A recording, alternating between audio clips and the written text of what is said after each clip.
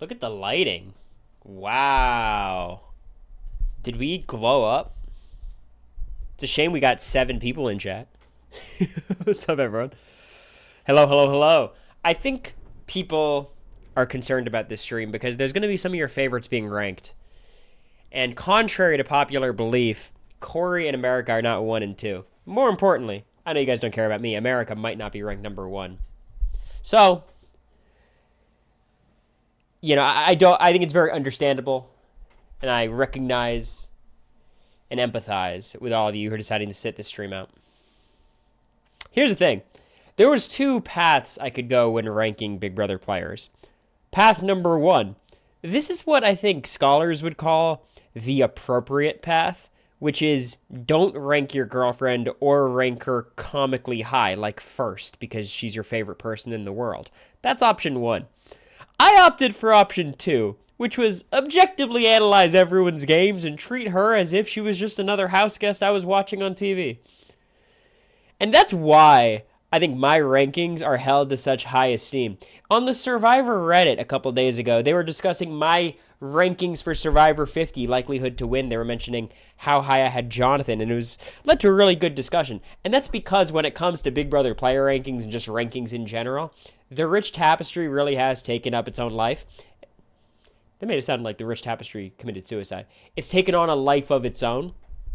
And more importantly, as an objective ranksman, I have a duty to uphold. Anyways, what's up, guys? Rick, thanks for the 2 years. Appreciate you. If you guys did not know, that is super fan Rick. I thought he was on the cruise right now. Apparently not. What's up, Marina? Sorry, Marina. Marinara. I still think I'm ranked too high. America thinks that she's better than Quinn. America's still ranked number 1 in our hearts. See, that's where we differ. Just Suri has too much of a body of work. America's easily number 2 in my heart. But you have to understand the nostalgia of watching Suri at such a young age.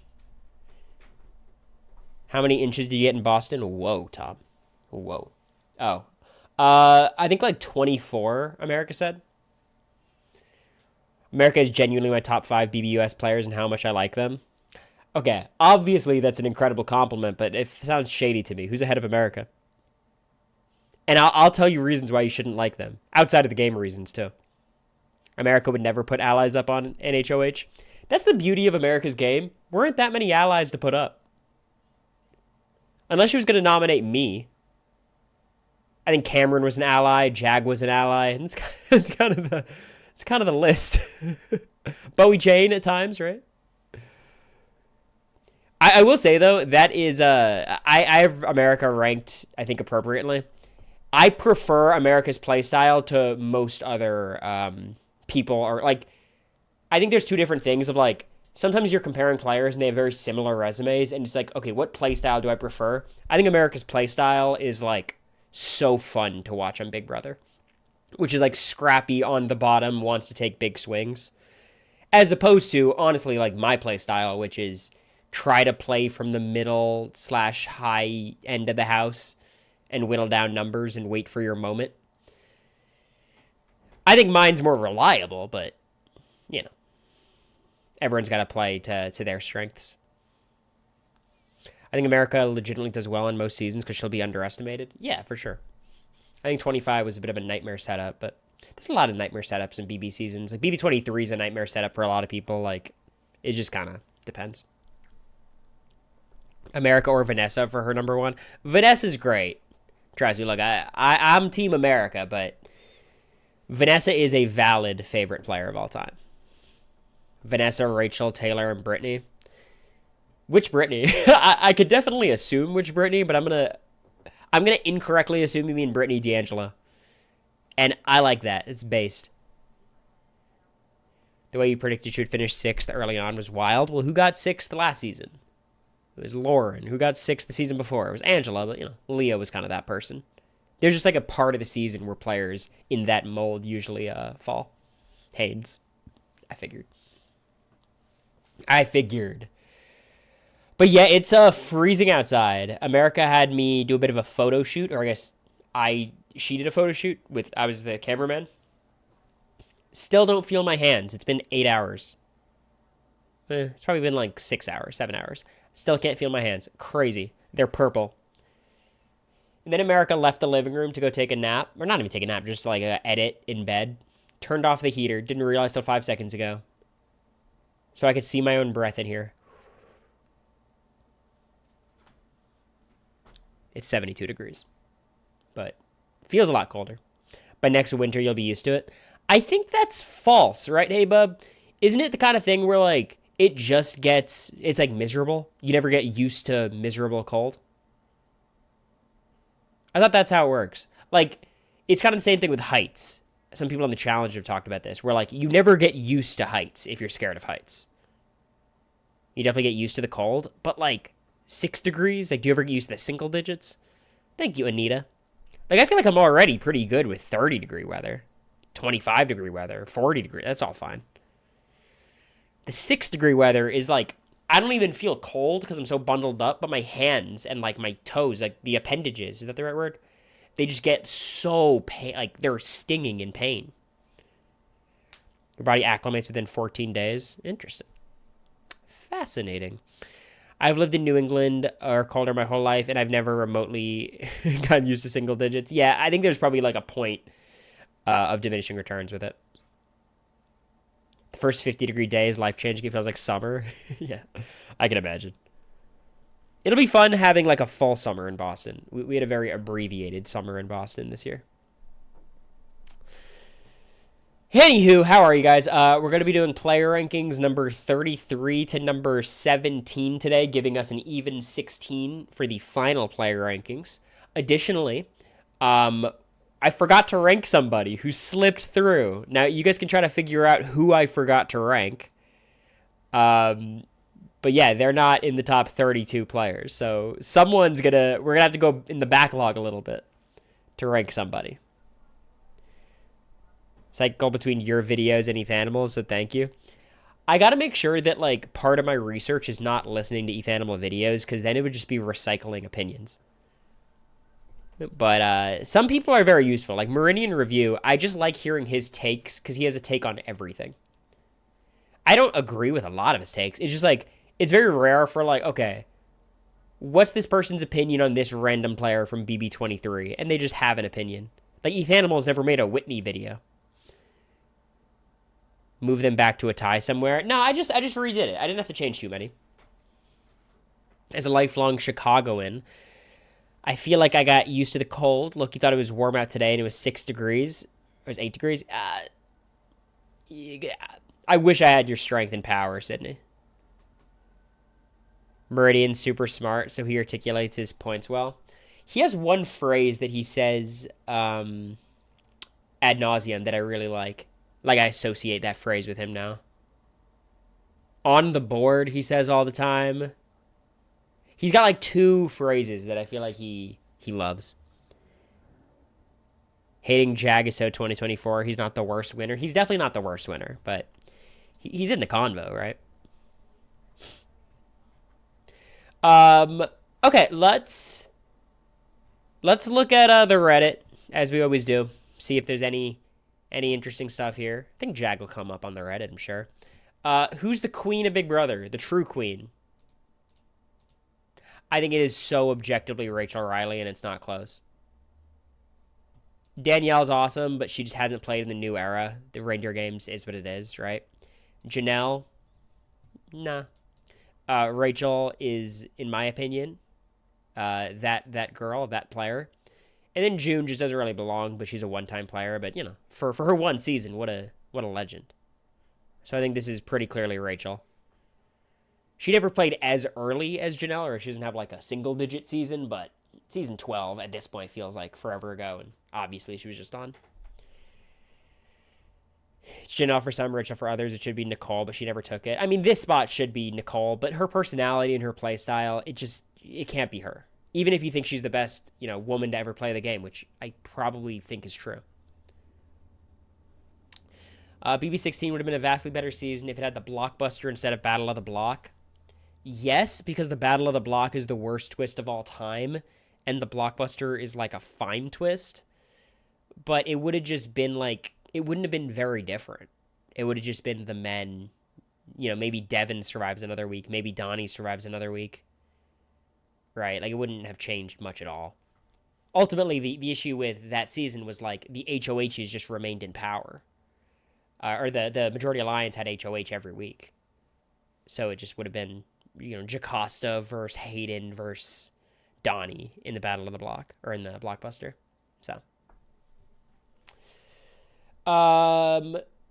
Long season 14 twist posts. Okay, let's just be honest. Season 14 had no right being good.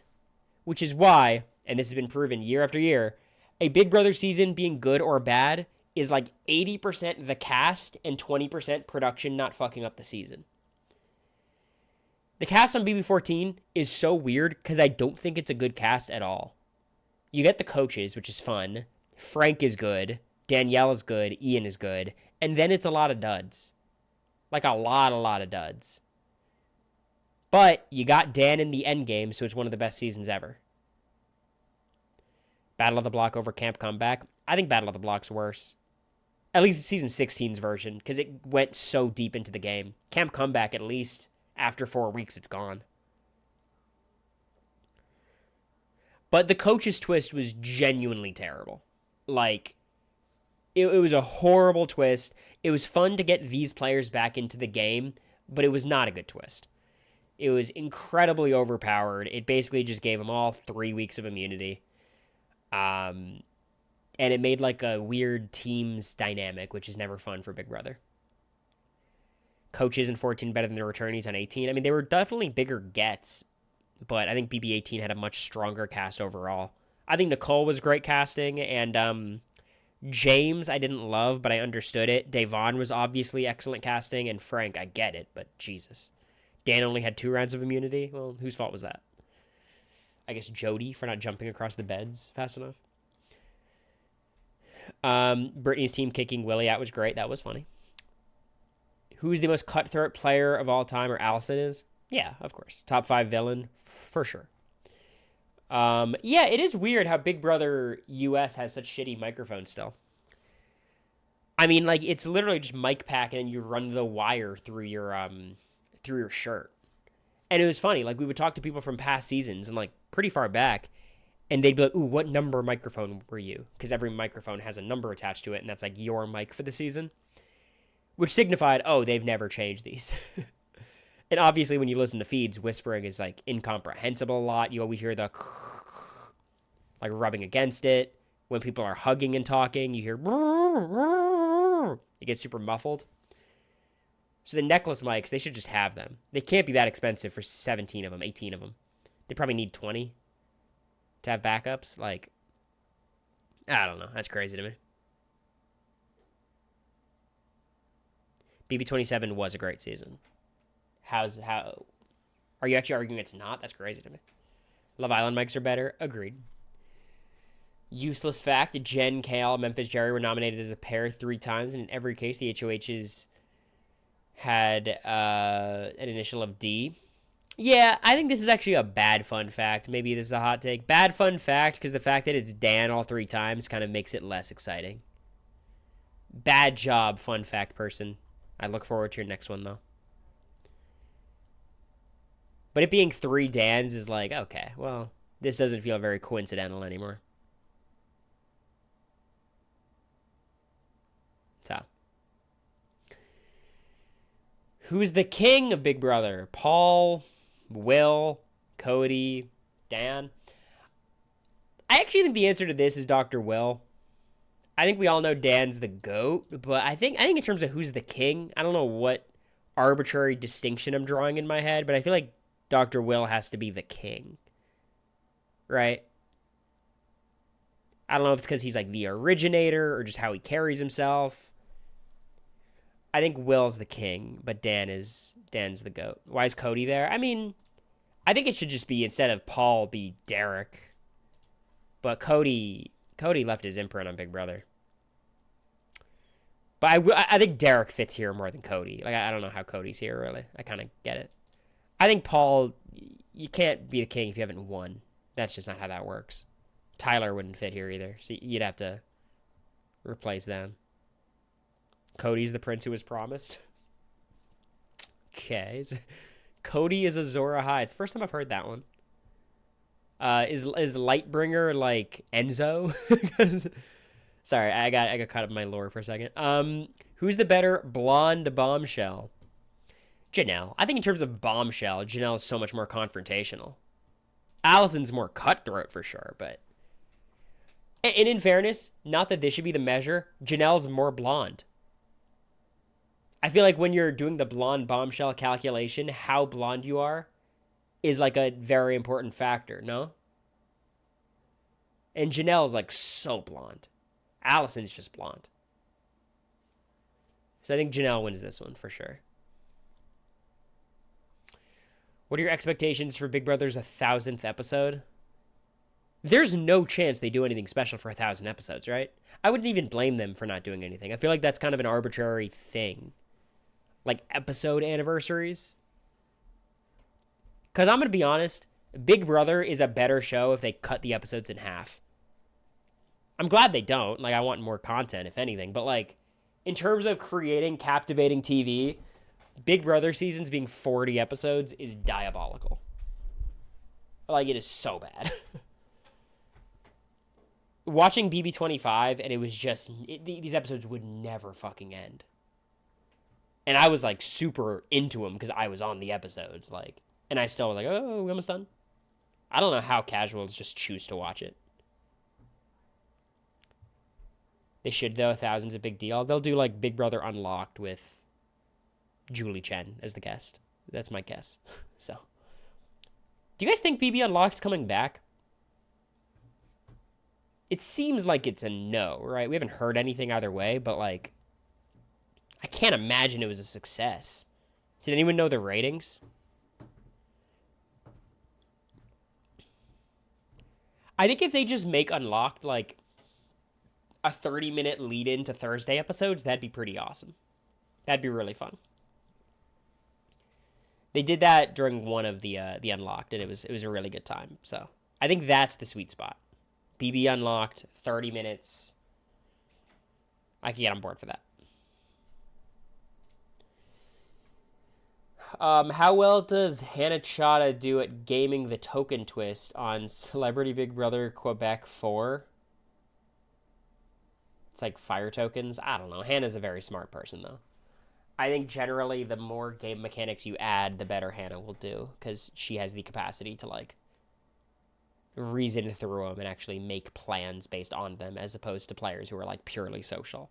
Like, the more mechanics... Like, Suri is worse with fire tokens than without fire tokens. Suri's best in, like, Big Brother 2. Just go in, social game, one HOH that's a crapshoot, nominees. I think Suri is the best pre-veto Big Brother player of all time. And I don't think that's even a hot take. Like, I just think she would be excellent. Maybe Dr. Will, but, you know. It would just, like, eliminate all of Suri's weaknesses automatically. It is public? Okay, well, let me actually just fix that right now. I thought I... Because I just don't want them to get, like, flagged. I don't mind having, you know, every now and then them being public. Edit post.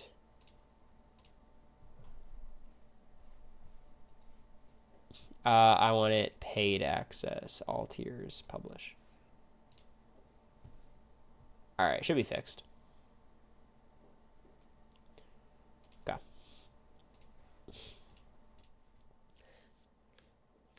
Does Suri get cut at 3 on BB2, though?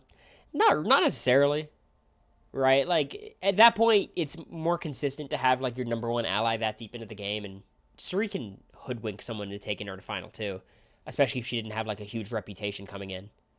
Suri on BB25, not being a legend, she has a much better shot of being brought to the end by someone, because it's not, like, a foregone conclusion that she'll win in the end.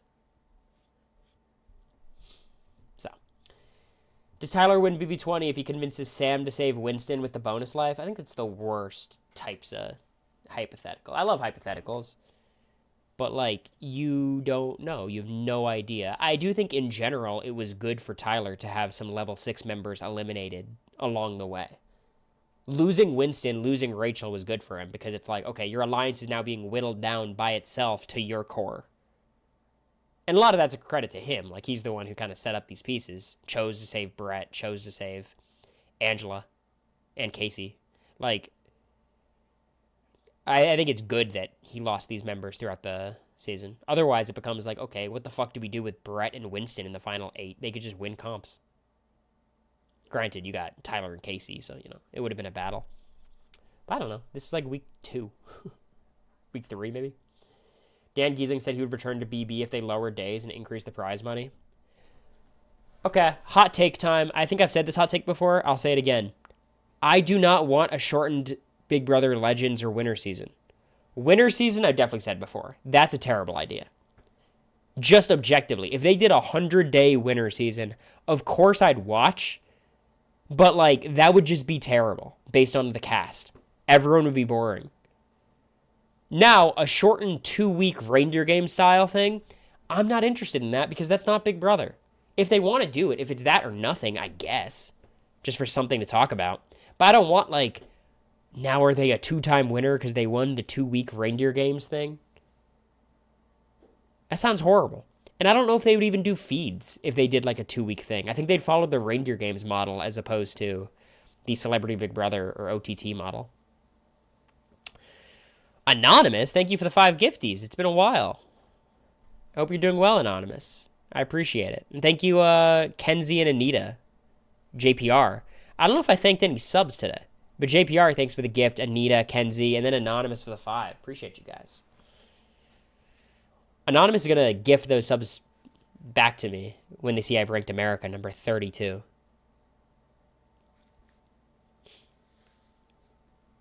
I feel like AFP would be insufferable to be online. Yeah. I just think it would be a bad idea. Like the 2-week season. Like I saw Rob pitching it to Julie on God 101, which was funny because like what's Julie going to do? I'm not interested. I want like a real Big Brother season. If you're talking 50 days... 12-person cast, sign me up.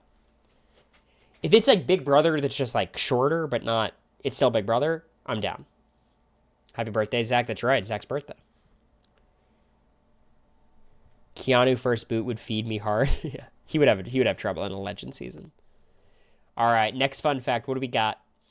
Janelle has been nominated alongside every member of the Sovereign Six except Sarah. Another bad job by the fun fact person. Look, I appreciate your effort. I appreciate your contributions to the community and to the discourse.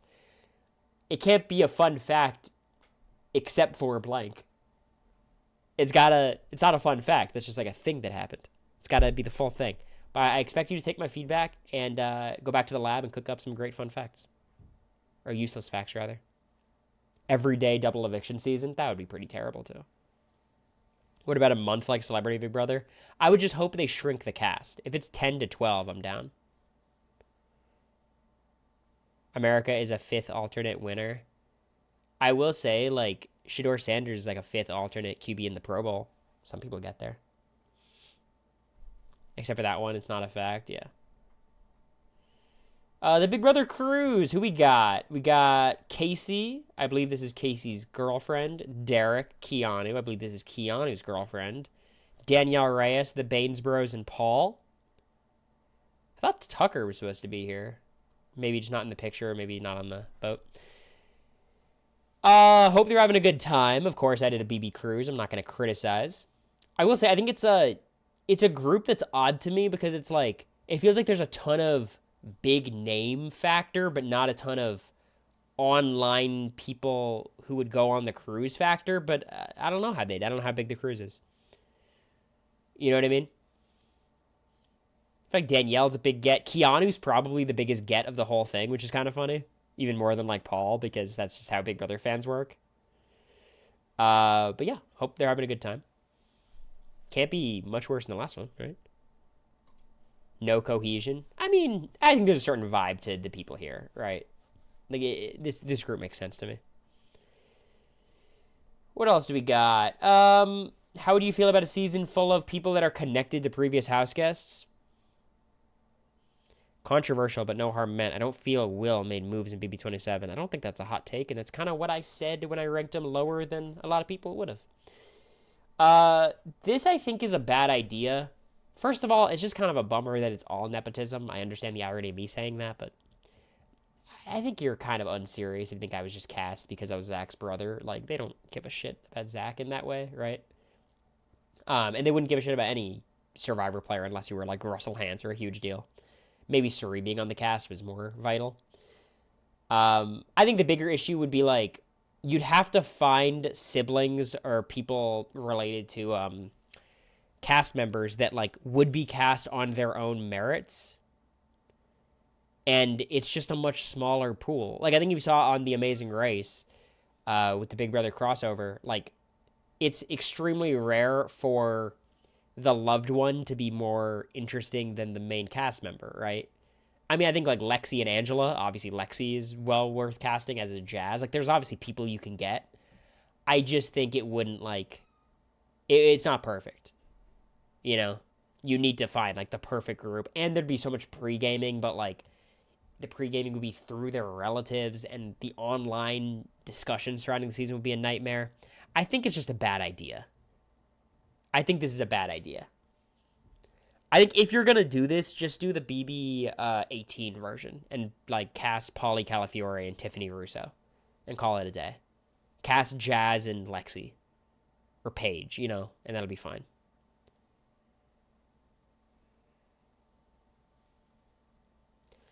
Being Zach Ward's brother was definitely a factor in getting chosen earlier in the RHAP draft, and people thinking you're gonna play with Cerise, so like nothing that had to do with the game. I think it like. To be fair, I had the best pregame press. I won Quinn's pregame interviews BB25 competition. I don't like talking about my own successes, but when other people talk about them, I like elevating their discussions. Wouldn't anyone be anxious about being on BB? Yeah. But you either cast people who don't know that they should be anxious, or you cast people who are anxious and want to do it anyways. Or people who are just fearless. But I do think, like, if I wasn't connected to Zach, I still think I'm probably top 5 pick. I think most people pick, like, Jag and Jared in some order, and then, like, me, America, Mimi as, like, the next 3. If Suri, if you know she's on the cast, Suri, obviously. But I just think, like, I came off pretty normal. If you could pick one Survivor player to play BB with a cast of newbies, who would you pick? With a cast of newbies? Ugh. I don't like that. I don't know. I wouldn't want it to be someone who's that good. Like, if you're choosing a legend, I would want someone like Tony. Just because he'd be so paranoid. Crazy answer. I'm watching Survivor 37 right now on the Patreon. We just posted episodes 4 and 5. Natalie Cole would be a great choice. There's a lot of people. Jeremy from that season. I don't remember Jeremy, but he was insane. Who is the other girl who was voted out, betrayed by Alec? She was also very fun. There's a lot of people on this season who, like, I think would be great on Big Brother. Gabby, I think, would be very fun. Natalia, I think would be a great time at Big Brother. I think she'd be like Paloma if Paloma could keep it together. Boston Rob would be the worst choice of all time. I would not watch that season. He'd win, but that'd be miserable. You're being spoiled by my rewatcher. Hey, I posted it before. You should have already 4x speeded it at this rate. Anywho, let's do the player rankings. Who's ready? Who's ready? Oh, my. So first, I need to show you the revision I made. Because we have a new 43rd ranked player of all time, who I forgot to talk about last time. Ready? Coming in at number 43, before we jump down to number 32. Azah. I swear, when I was doing my rankings previously, I had Azah being ranked in and around this spot. But I don't know, somehow she slipped through. When I was shuffling things around, she got removed and I never added her back. But I have Azah right before Mimi and right after Catherine. So better than Catherine, worse than Mimi. That's where I have Azah. Now, let's talk about Azah versus Mimi.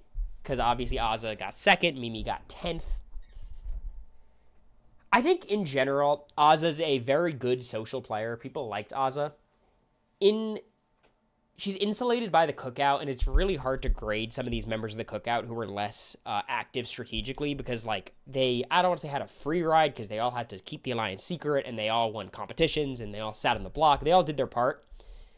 But Ozza, I think, was not among the more active members of the cookout. It was just probably her and Big D.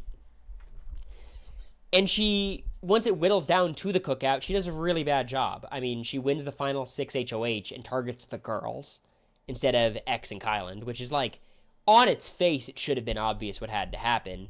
And then we get to a final 3 where, like, she's going to win and take Xavier over Big D, which is a ridiculous decision.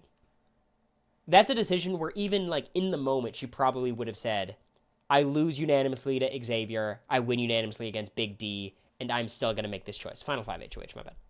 Final 5. She got third, not second. I always think she got second because she should have gotten second. Anywho. I just think Ozza is such a clear case of, like, she had a very easy path to the end, and then every time she had a chance to maximize her chances, she, like, did the opposite. She minimized her chances. At Final 5, targeting Hannah is ridiculous. It's like an insane decision instead of targeting at least Kyland. Was Big D taking Ozza? I don't think so, but obviously Big D's not even getting to part 3. The taking X decision alone knocks her down like 20 spots. Because I think a lot of us want to give her credit and be like, look, Ozza was so close to winning the game. She wins and takes Big D. She wins the season. But she wouldn't have done that. So I think in a future season, if she gets in that similar situation, she'd make that mistake again. I have a lot more grace for players like Paul. Paul took Nicole to the final 2 instead of James because Paul thought they could beat Nicole and they couldn't beat James. And that was a bad read. Ozza thought they would lose against Xavier and was going to take Xavier anyways. That's an issue. MJ's another one where, like, maybe MJ thought she had a shot against Chelsea, but she knew she'd beat Cam and didn't make that decision. So I hold that against Ozza a lot. She wins HOH, doesn't do a good job with it. I don't have too much to say. I mean, she's a very likable, sociable person, so she should probably do well on a lot of seasons. Place very well, at least. It's just, could she win a season? Like, I can't imagine a much better setup than she had on 23. The Jag move. The Jag move's a little different. It's pretty similar. I was going to say the Jag thing's a little different because, like, he thought he could beat Matt, or thought he had a shot of beating Matt. But he didn't know he was going to beat Bowie. So, like, that's a pretty big ding. It's not good. It helps when you're able to beat the person you take, though, which, you know, whether Jag knew that or not, that's his own thing. But that's my addendum. So we have Ozza, Mimi, Ava, Alyssa, Jimmy, Will, Keanu, Sarah Beth, Cedric, Lauren, T-Core, and now we are up to speed. Coming in at number 31, this name, there's a lot of shouts for this name to be mentioned last stream.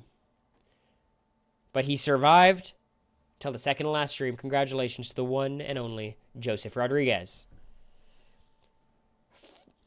10th out of 16, nominated just one time, no comp wins. What to say about Joseph? I mean, let's talk about the positives first. Joseph is a very good strategic player. I think he has a good strategic mind. He knows how to maneuver. He knows who to target. He had some issues of, like, I want to take Tucker to the final 2. Certainly that's questionable. Tucker was kind of a crazy personality, though, so, like, I don't think that's even the worst decision. And also, Joseph didn't have much else going for him in the game, so he kind of needed to cling to Tucker. But in general, he never made any huge strategic blunders. Granted, he was never HOH. He basically, and I remember, like, I did the player rankings all throughout BB26. He was always, like, 7th to 5th. He was always in the majority, but on the periphery. When the majority kind of shifted to Tucker's side of the house, he was still in the majority, but on the periphery. He was just positioned in, like, a safe place the entirety of the game. And I think it was pretty active work by him. It wasn't him just sitting around. He was having a ton of strategic conversations. He was having a ton of, like, alliance talks. The issue is, socially, he didn't have enough capital to actually make anything of these talks. So when he would talk to MJ for a few hours, talk to Chelsea for a few hours, talk to Quinn for a few hours, it was all just kind of meaningless. But those conversations kept him off the block. He was like everyone's fourth least favorite person in the house. Fifth least favorite person. Which, when there's 3 nominees and 1 replacement, you're usually safe. He wasn't terrible socially. No one disliked him. I think there's some revisionist history on Joseph's social game. I remember it being really bad in covering. Like, no one hated him. He's not a hateable guy. He's a very amicable guy, a nice guy. Not in the Reddit nice guy. He's a nice dude. But socially, he would isolate himself a lot, and he did not have, like, any close relationships. I remember during the season, I was like, which girl in the house is Joseph closest to? Eventually, the answer became Leah, but, like, he had no relationship with Rubina, with T-Core, with Brooklyn, with Chelsea. Like, and I'm sure he would say differently, but from our perspective as viewers. You ever drink olive oil? I do have a lot of olive oil whenever I put it in a food. He threw comps on purpose. I do not care. Joseph could not have won the competitions he threw outside of quizzes. I say the same thing about myself. I threw a lot of competitions. That doesn't mean I'm a comp beast. Joseph is very clearly not a good competitor, right? That's not a strength of his game. Socially, he's... strategically, he's good. And then physically, he's, not very good. If T-Core had a lot of respect, Joseph was opposite. Yeah, it got to a point where, like, the only people Joseph can beat in the final 2 are Angela and Leah. And I appreciate Joseph. He'd be very vulnerable in his camera talks and, like, talk about his game and tell us his perspective, which is good. The problem is when you're wrong about stuff, it, like, makes you kind of easy to clown on. But he would talk about, like, running the season and being the mastermind and how he's going to win all these jury votes and beat Tucker in the final 2. And it was... I think an air of sarcasm, but, like, there's obviously some truth there. But I do think in general, like, I don't give credence to the throwing comps thing, especially when he shouldn't have been throwing comps, right? He couldn't have flipped a switch and started beating MJ and things. I don't believe that. But I do think he positioned himself very well, and he got extremely unlucky on his boot week. I do not think he should have gone home the week he did. Granted, it's his issue for, like, ostracizing Quinn in a weird way where they should have been super close allies. He shouldn't have even been an option for Quinn. But it was, like, a series of unfortunate events that led to Joseph's eviction. Chemo staying with that last-minute speech it's a fluke. Now, I think what happens often is people look at how bizarre his eviction was and use that to say that he would have made it much further, or he's super robbed. I don't think Joseph had a shot at winning the game. At that stage, at the final 10, I think he had a better shot than Leah. He had a better shot than Angela, and that was it. I'd probably power rank him 8th. So it's like, I don't... He should have made jury, and then things could change. It's him, Leah, and Quinn. Quinn wins. Or I guess, no, that was Quinn's HOH. Chelsea wins HOH. He's probably evicted at the final 9. Like, that's what I think. Unless he beats her, Chelsea wins final 9, and he's... Yeah, exactly. So I think Joseph, in the season, I was a big Joseph advocate. I thought Joseph was very underrated. I think he's overrated now, where people talk about him as the best pre-juror of all time. I have several pre-jurors above him. I have one from his own season above him. But I do think he's a fine player. I think he's bordering on good. Strategically, he's, like, genuinely, I think, the best strategic player on 26 after Chelsea. Pure just understanding of the game, knowing how to maneuver, I'd have him number 2. Maybe 3 with Cam, but I don't know how to judge Cam sometimes.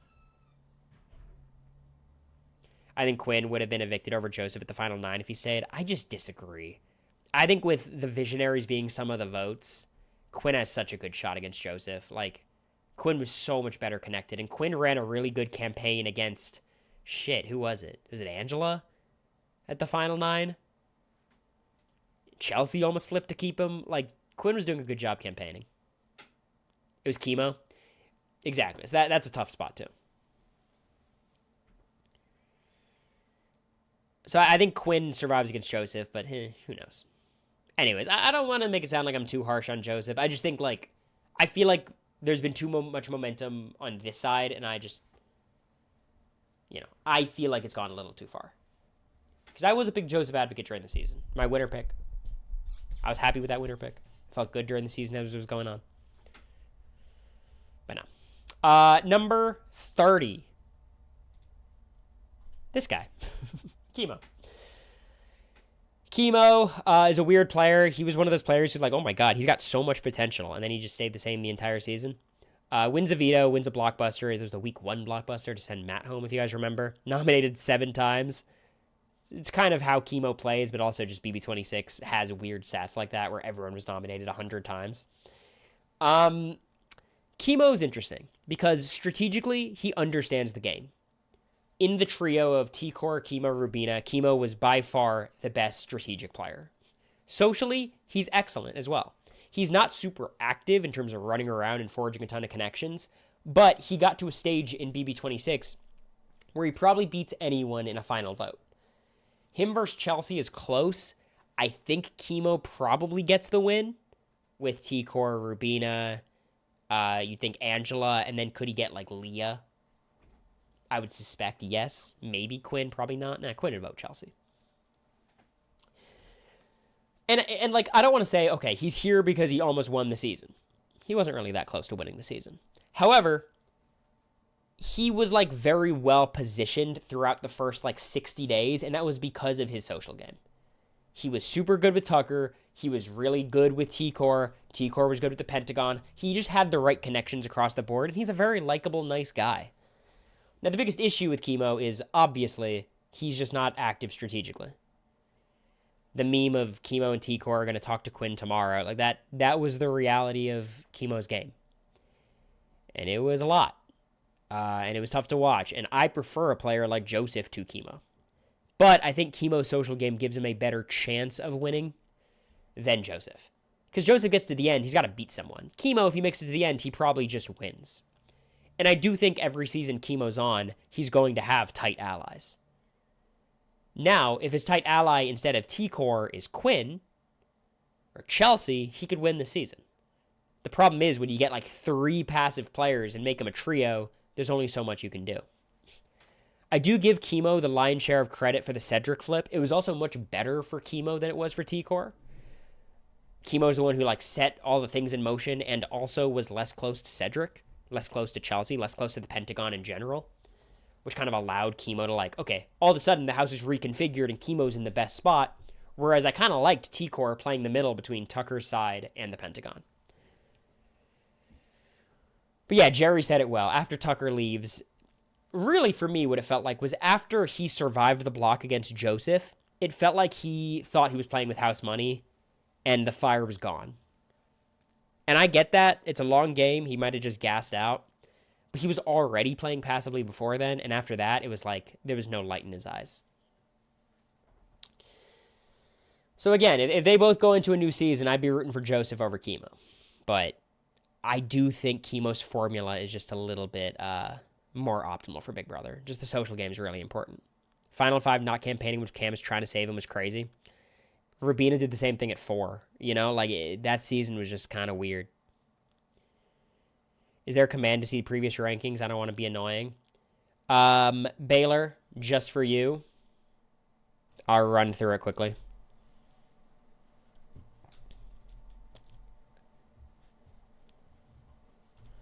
All right, ready? Ready?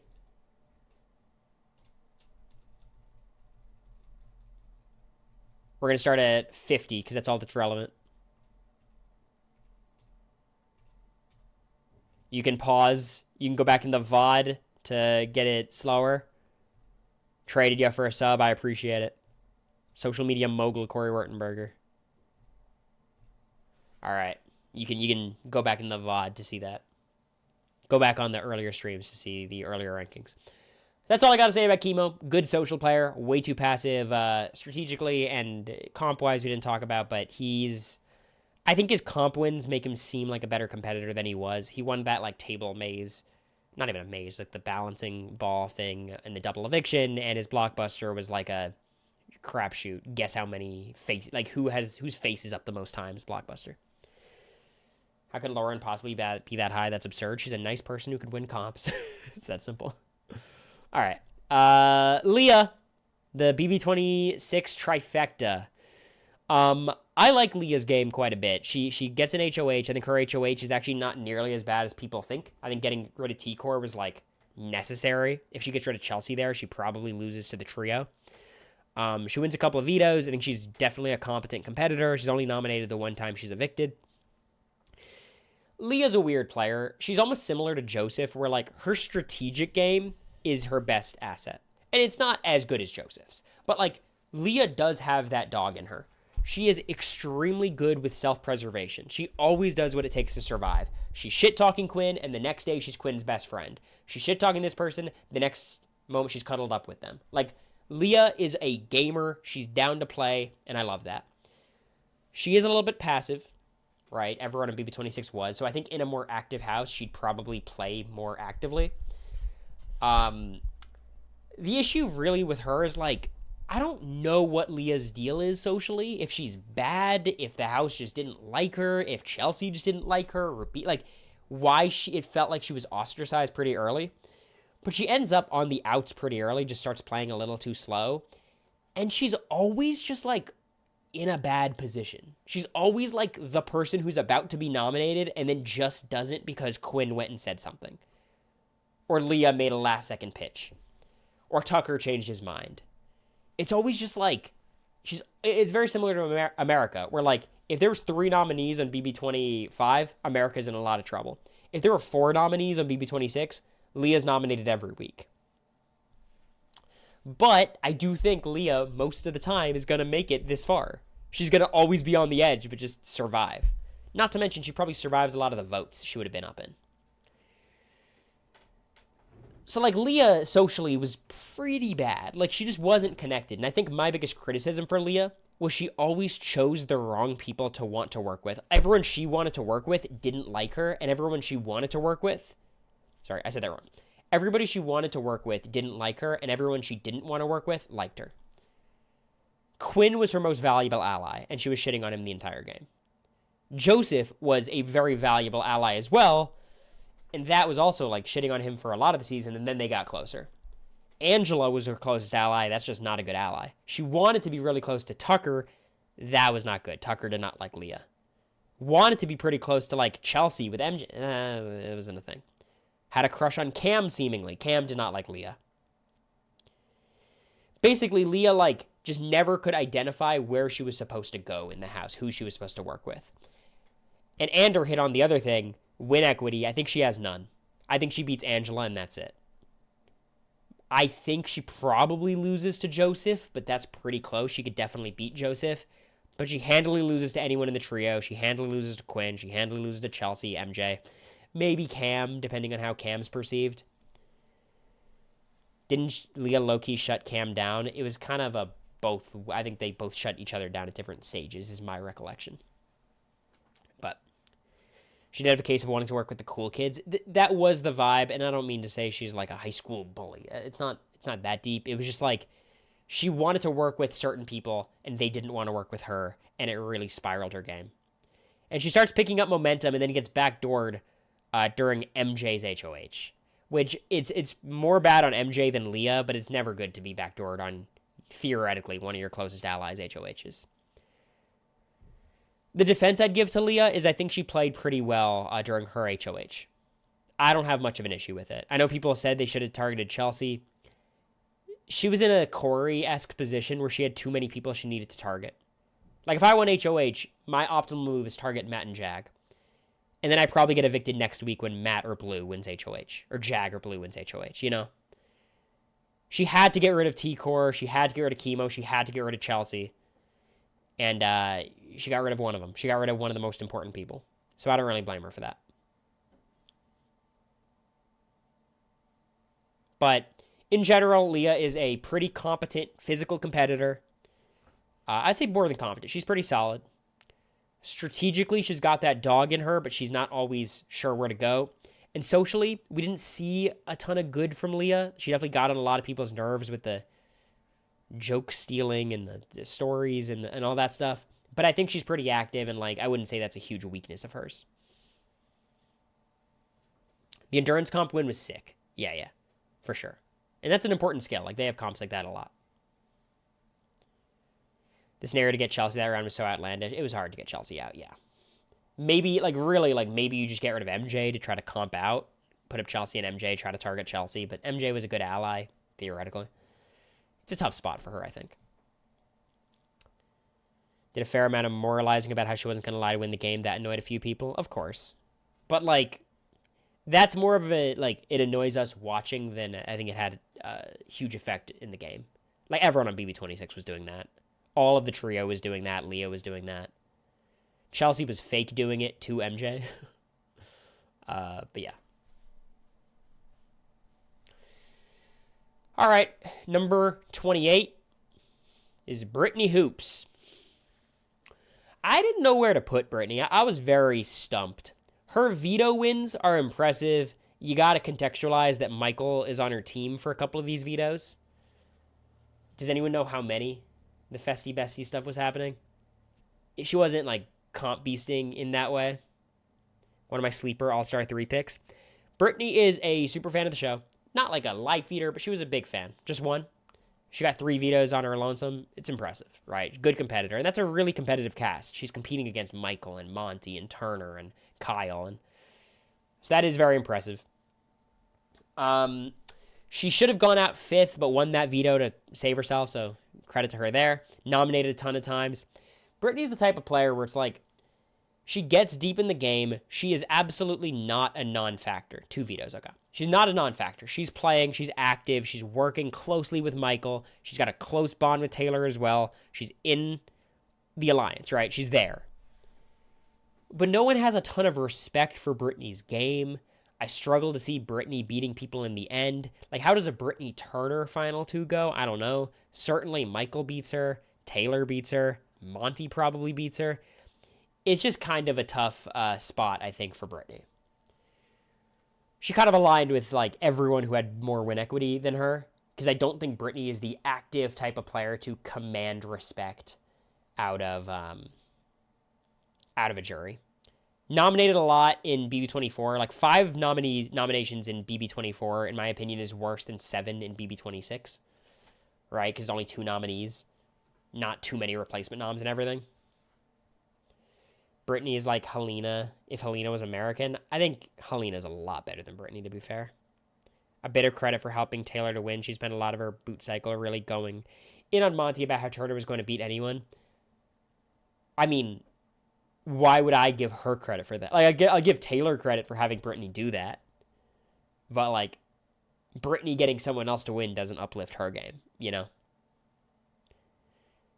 I just think, in general, Brittany is a smart player who understands the game, who showed herself to be pretty good at competitions, and socially is solid. Like, she's a solid player. I would say good. You know what? Like, I hate when we say the whole, like, only 5 players in BB history are good. Everyone else is terrible. I think Brittany's a good player. But I struggle to see how she wins most seasons, or really any season. I just don't think she has the makings of, like, a jury threat ever. And I don't think she's good enough at competitions to, like, get jury clout that way. She was doing it to get Monty to vote Turner out over her. Just ended up helping Taylor later. I understand that. That makes more sense to me. I don't have a lot more to say about Brittany. Admittedly, I'm not the biggest BB24 sycophant. I could just say fan. It was a good season. I just think in that end game, Brittany had some of the least win equity outside of Alyssa, and that's just not a formula to win. You know, and she could have gone out a lot earlier had, Michael not won so many comps. Like, when your number one ally is the best Big Brother competitor of all time, it kind of gives you a big leg up on the competition. So that's Brittany. Coming in at number 27, Joseph Abden. This might be a bit high for Joseph, I admit. I think Brittany probably deserves to be ranked higher than Joseph. I would understand that. Even when ranking here, it felt wrong. But here's what I'll say. Joseph went into the game as the biggest recruit anyone has ever seen. Like, he did not know anything about Big Brother. He didn't understand how jury worked, how sequester worked, anything. Granted, Joseph is excellent socially. Like, I think socially he was really well liked in the house. He gets in with the guys early when the leftovers forms. He's like, this ranking is genuinely a reflection of Joseph making the leftovers. I give him the most credit for that by far. It's him and Kyle, but I would give Joseph the lion's share of that credit. Yeah, there's some shaky moments. During Taylor's HOH, don't love the way he played that. That was almost ending up on the block there is comical. However, he is obviously a very good physical competitor. He didn't get the chance to win too many comps. He wasn't nominated a ton, so he wasn't playing very many vetoes. Obviously, he's also competing against Michael. I think we all know, especially after watching The Amazing Race, that if Joseph plays another season, he's probably going to be a comp threat. So I'm giving him some credit there, even though the stats don't necessarily show it. Socially, I think he's about as good as anyone. He's not Suri in terms of like social magnetism. He can bend anyone to his will. But everyone's going to like Joseph. And strategically, I think he learned the game a lot as he went on. Him getting sniped by Terrence winning HOH and veto during Direfest, that's unlucky. You know, like, I don't think he played perfectly up until that point. I think he should have survived Direfest, and I think that twist did uniquely screw him. Lost to Terrence in a veto. Kind of a goofy veto. It feels weird to hold his comp performance against him, but the stats don't lie. I just think all competition strats are contextual. Right? Like, for the same reason people shit on Jag's comp stats, I think Joseph going out when he did relatively early and competing against such good competitors at every stage, it's just kind of like, it'd be better if he had won, but I think his 0 comp wins is not the same as Suri's 0 comp wins, for example, you know? Even Suri's like are contextual based on the inequitable comps. Definitely the clueless recruit didn't understand the game for a while. Yeah, I hear that. You know what? I'll make an audible right now. I'm not going to go crazy with it, but I will swap Joseph and Brittany. I don't think I could defend it. I'm really trying. I don't think it's a defensible opinion. So you guys got me. I folded. So it's Joseph 28, Brittany 27. I'm sticking to it. I feel like that's better. That feels more right to me. H2, thank you for the 9 months. I will say, I just think Joseph is a better player than Leah and Chemo and Joseph Rodriguez. You know, I think that feels right to me. Better than Brittany? I don't know. So, Morgan, do you think you're going to be ranked today of the new era? Let's think about this. Do you think you're one of the 16 best players since BB23? We'll see. We'll see. See if you get ranked. I do know that whenever I end up ranking Morgan, I'm going to get a phone call that night being like, hey, Cory, just curious. I wanted to pick your brain. I noticed you said... it's going to be a legendary chat.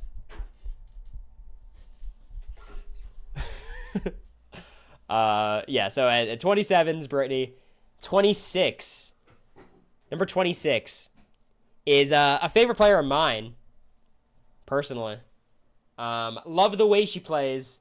Maybe not the most optimal play style ever. Izzy. Our GameBot talks are my favorite. It's hard to get on her level, Morgan.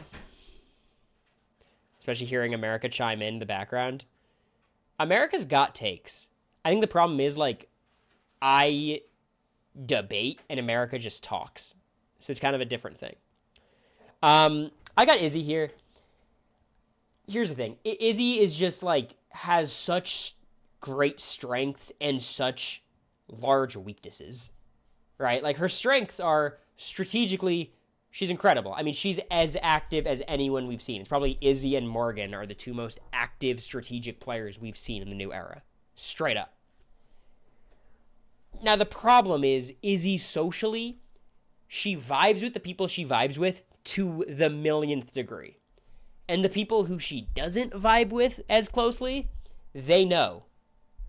She's not good at hiding it, and that's why she's such a fun character. Now, I think what separates someone like Izzy from someone like Morgan as a player, because I think stylistically they're pretty similar, Morgan's comp ability gives her so much more agency to do her strategic things. And also, when Morgan screws up, Morgan can bail herself out in a way that Izzy cannot. Not reliably. I think Izzy's underrated in comps. I think she could certainly win a lot of comps and against a lot of people. But I don't think it's like a crutch that she can, rely on. Izzy's biggest problem for me in BB25, outside of just like the social stuff I was already talking about, strategically, she just made the wrong decision at every opportunity, basically. For her, week 2, and she had a huge say in the decision making. It was her, Suri, and Jared. Really, just her and Suri making these decisions. Deciding between Riley and Cameron, she chose to evict Riley. Big mistake. Cameron did not like Izzy, and Izzy knew it. Week 3, Izzy is one of the main reasons that Hisam was backdoored. Huge mistake. Hisam was Izzy's number 1 ally, and Hisam was not even liked, so if they got to Final 2, Izzy wins. And then they're on the block, Hisam versus, again, her arch nemesis Cameron, and she votes to evict Hisam. When she had the power to keep him. Week 4, good decision. Evict Jag. Another issue with Izzy, by the way, is she, we'll touch on that after. Week 5, she gets to choose between Red and Jag. Again, she makes the wrong decision in targeting Red.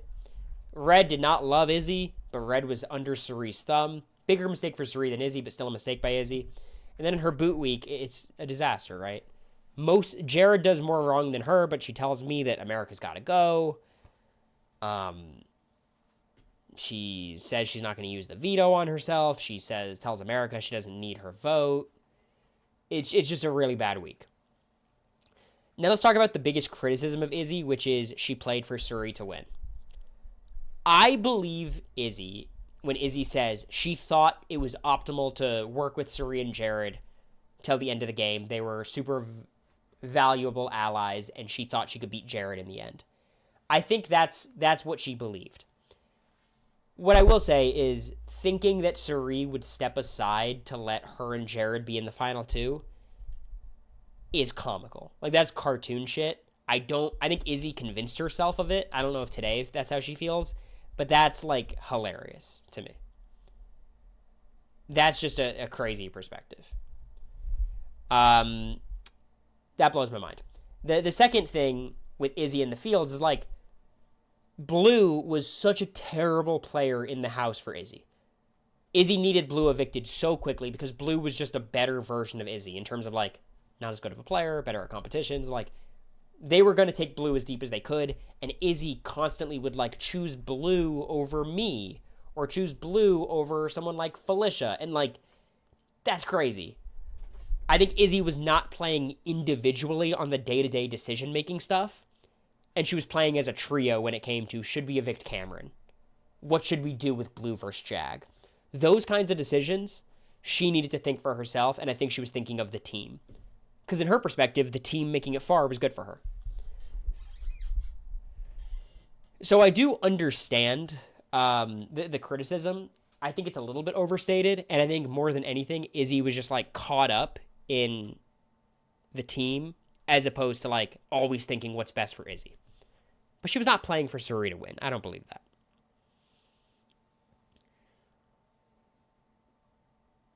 Ranking Morgan in the chat is crazy when you think Morgan might be in the chat. I'm not going to spoil my Morgan ranking. I also don't think having Izzy as the 3rd best player on Big Brother 25 is a viable opinion. Humane, let's do this again. We did this last stream. Let's do it this stream. Who are your top 3 BB25 players? Let's hear it. Let's do it. I don't think that's a viable opinion to hold.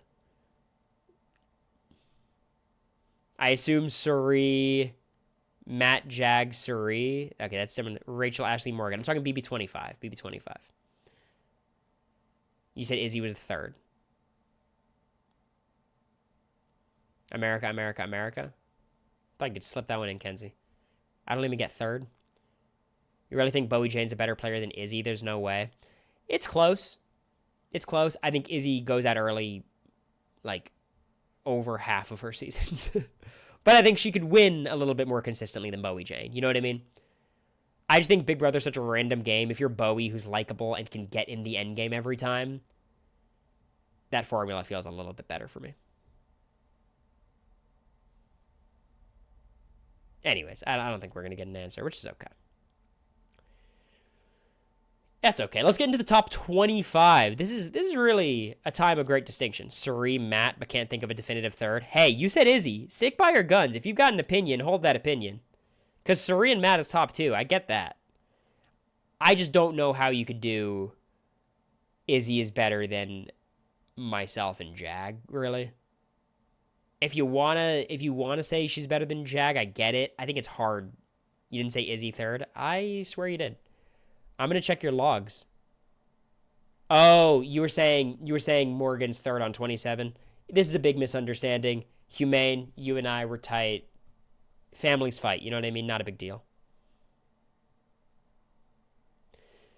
Could Izzy overplay if she's on BB26? She's gonna overplay on every season, but that's fun. And sometimes overplaying is good. Morgan overplayed and it was perfect. You know. All right, 25. Quinn Martin. This is a hot take. I think people are going to say, how the hell do you have Quinn higher than Izzy? Well, I don't. I think we're all forgetting, like, we love Izzy, but the game play is a little bit different from, like, just liking her as a character. Quinn is one of the weirdest Big Brother players of all time. Obviously a great friend of mine. Because he's so good socially. And I mean that. He's excellent socially. Everyone was really upset voting him out.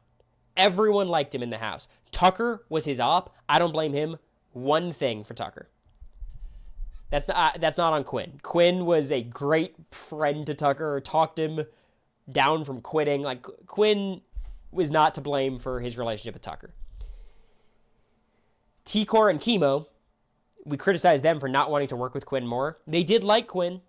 Liked him a lot. Chelsea and Brooklyn loved Quinn. Leah really didn't like Quinn. By the end was Quinn's #1 fan.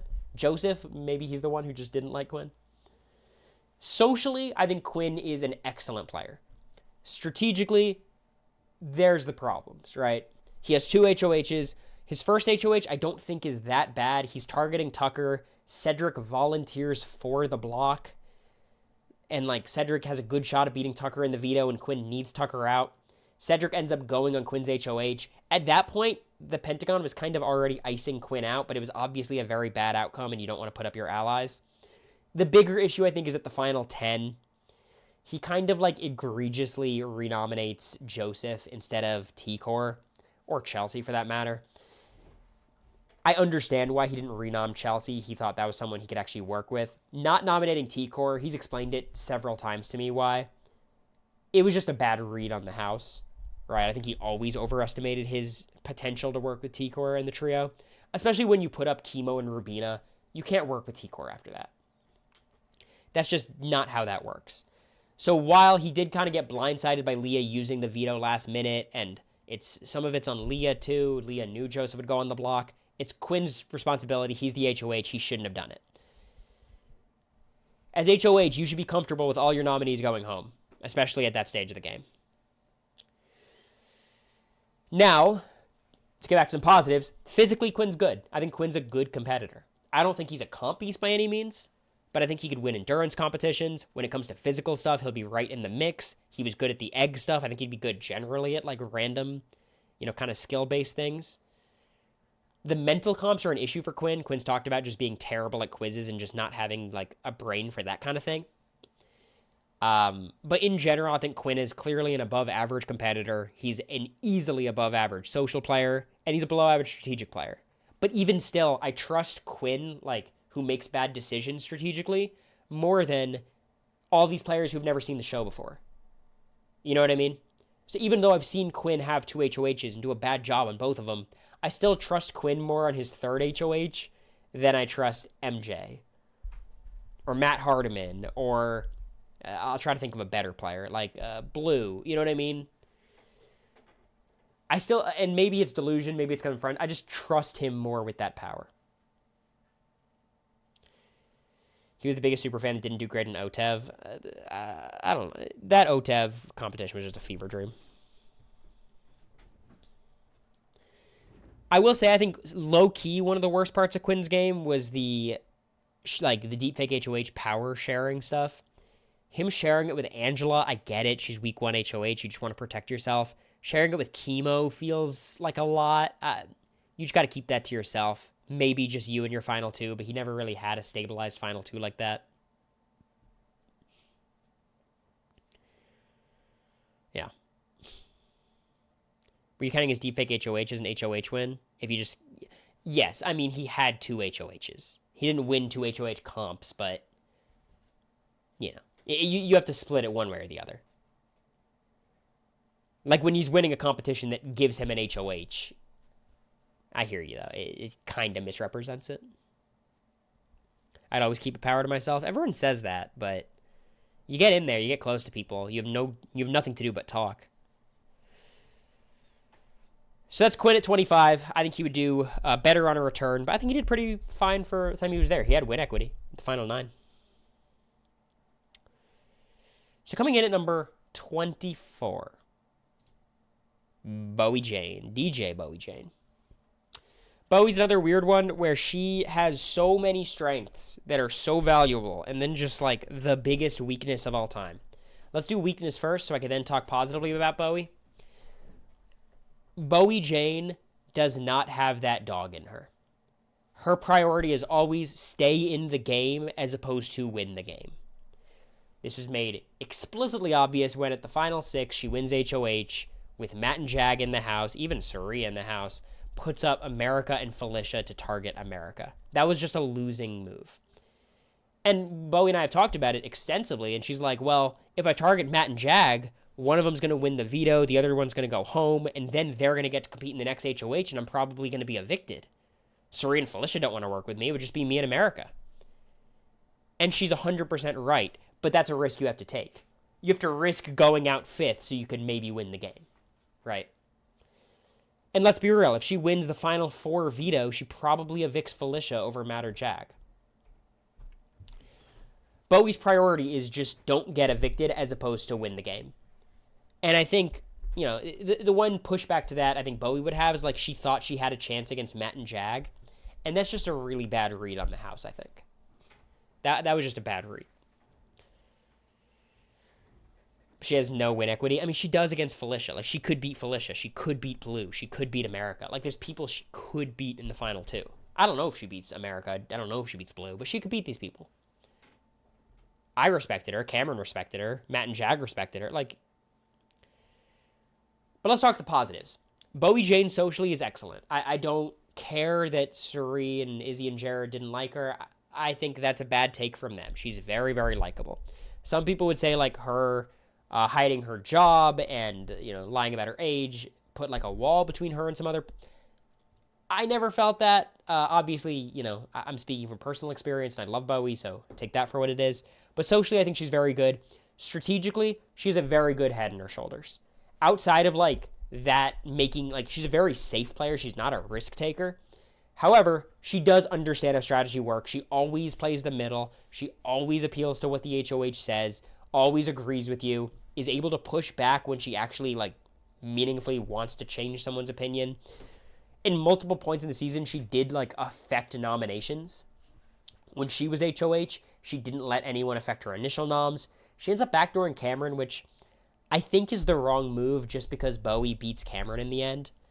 But I do understand it. Like, for her, she probably should have just targeted Blue, would have been the best play. But... you know, Final 4 HOH means nothing. Strategically, I think she's a good thinker. Just watch her talk game with anyone. She definitely understands how to play. Socially, she's good. And physically, she's good physically in the sense of she could have won the wall if she didn't throw it. So that, like, is a testament to, holy shit, she's pretty good. And in quizzes, she won 3 HOHs. Now, you could say quizzes are crapshoots, but when she wins 3 in a row, it kind of is what it is. Like, I'm not going to shit on it. She loses against Cam in the end. Yeah, because Suri and Felicia hate her. I think Suri and Felicia vote for Cam over her. I'm voting Bowie. I think you're probably voting Bowie. Matt and Jack. She could win. She could win. I think she has a great shot at winning. No, she doesn't get Suri, Felicia, or Blue, but I think she might get the other 4. Because Matt hated Cameron. Jag didn't hate Cameron, but I think Jag would probably vote with us for Bowie. Matt and Jag would also go Cam. I think you forget, like, during week 6 when we were flipping, how much Matt hated Cam talking down to him. When Cam was getting evicted, the way he talked about Matt to Matt's face, they really didn't like the guy. And Jag, I think, is more up in the air. Jag didn't have as many reasons to dislike Cam. But I think it's close. I really do think it's 4-3, either way. Jag votes for Cam. I could see it. I could see much more with Jag than Matt. I think Matt votes Bowie for sure. Wait. Felicia's not fucking voting for Cameron. Felicia's not voting for Cameron. Not after we tell Felicia what he said about her. No, I'm taking back Felicia's vote. Felicia and Cam hated each other because Cam had this weird hatred of Felicia. And she doesn't like Bowie Jane. I think this is a full bitter vote by Felicia. Felicia bitter voted against Jag. Felicia hated Bowie more. I don't know. They got in a fight at the round table, babe. Cameron and Felicia. Here's what I'll say. Bowie has a better shot of beating Cameron than most people left in the house. At that point, obviously, right? Like Bowie beats Felicia, and then after that, it's like everything's a toss-up. They saw Bowie as dumb. Yeah, but I vote for dumb over I hate them. Obviously, I don't think Bowie's dumb, but from their perspective. We need to settle this on Cameo. God, no one has honest opinions anymore. You do, not them? What do you mean? I'm confused. I lost my train of thought. What are you referencing?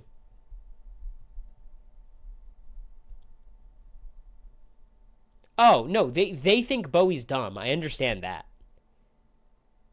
But I think you forget the volatility between Felicia and Cameron. Cameron begging, like, please don't send Felicia to jury after.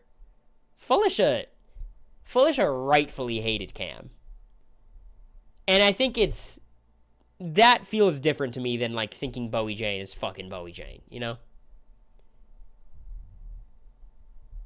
I think what Felicia said about Cameron was like, you can't fake personality. Yeah, please. At the end of the day, it's like, it's pissing me off because I know I'm right. They would 100% vote for, at the end of the day, they're going to be like, Cam is this, like, Christian man who's got a daughter. Was in the army. I think this is a bad take. All these things would contribute to the fact, and they're like, oh, Bowie's not even saying she's her real age.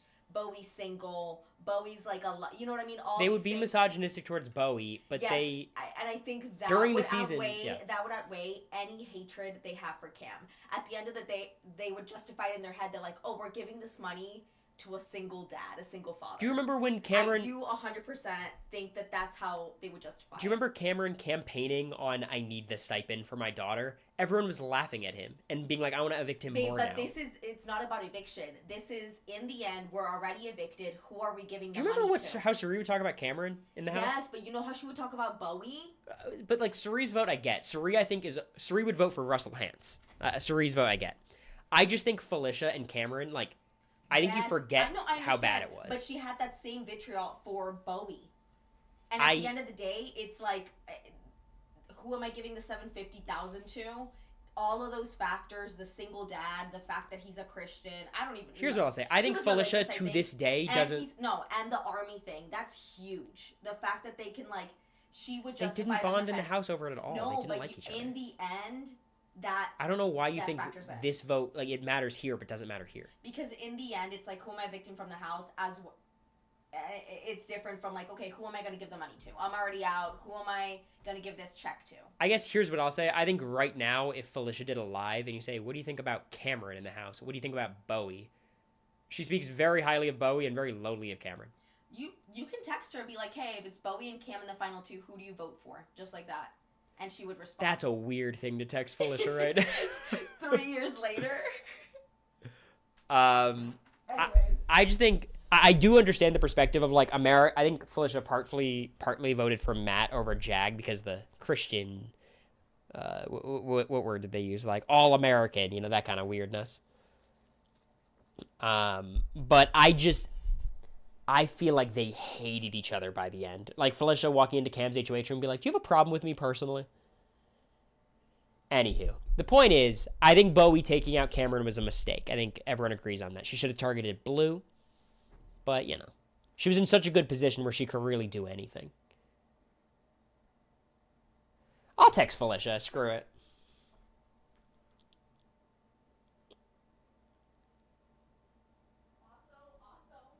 Also, the way they saw the game, the way Felicia was seeing the game, is that Cam was a snake and a rat, right?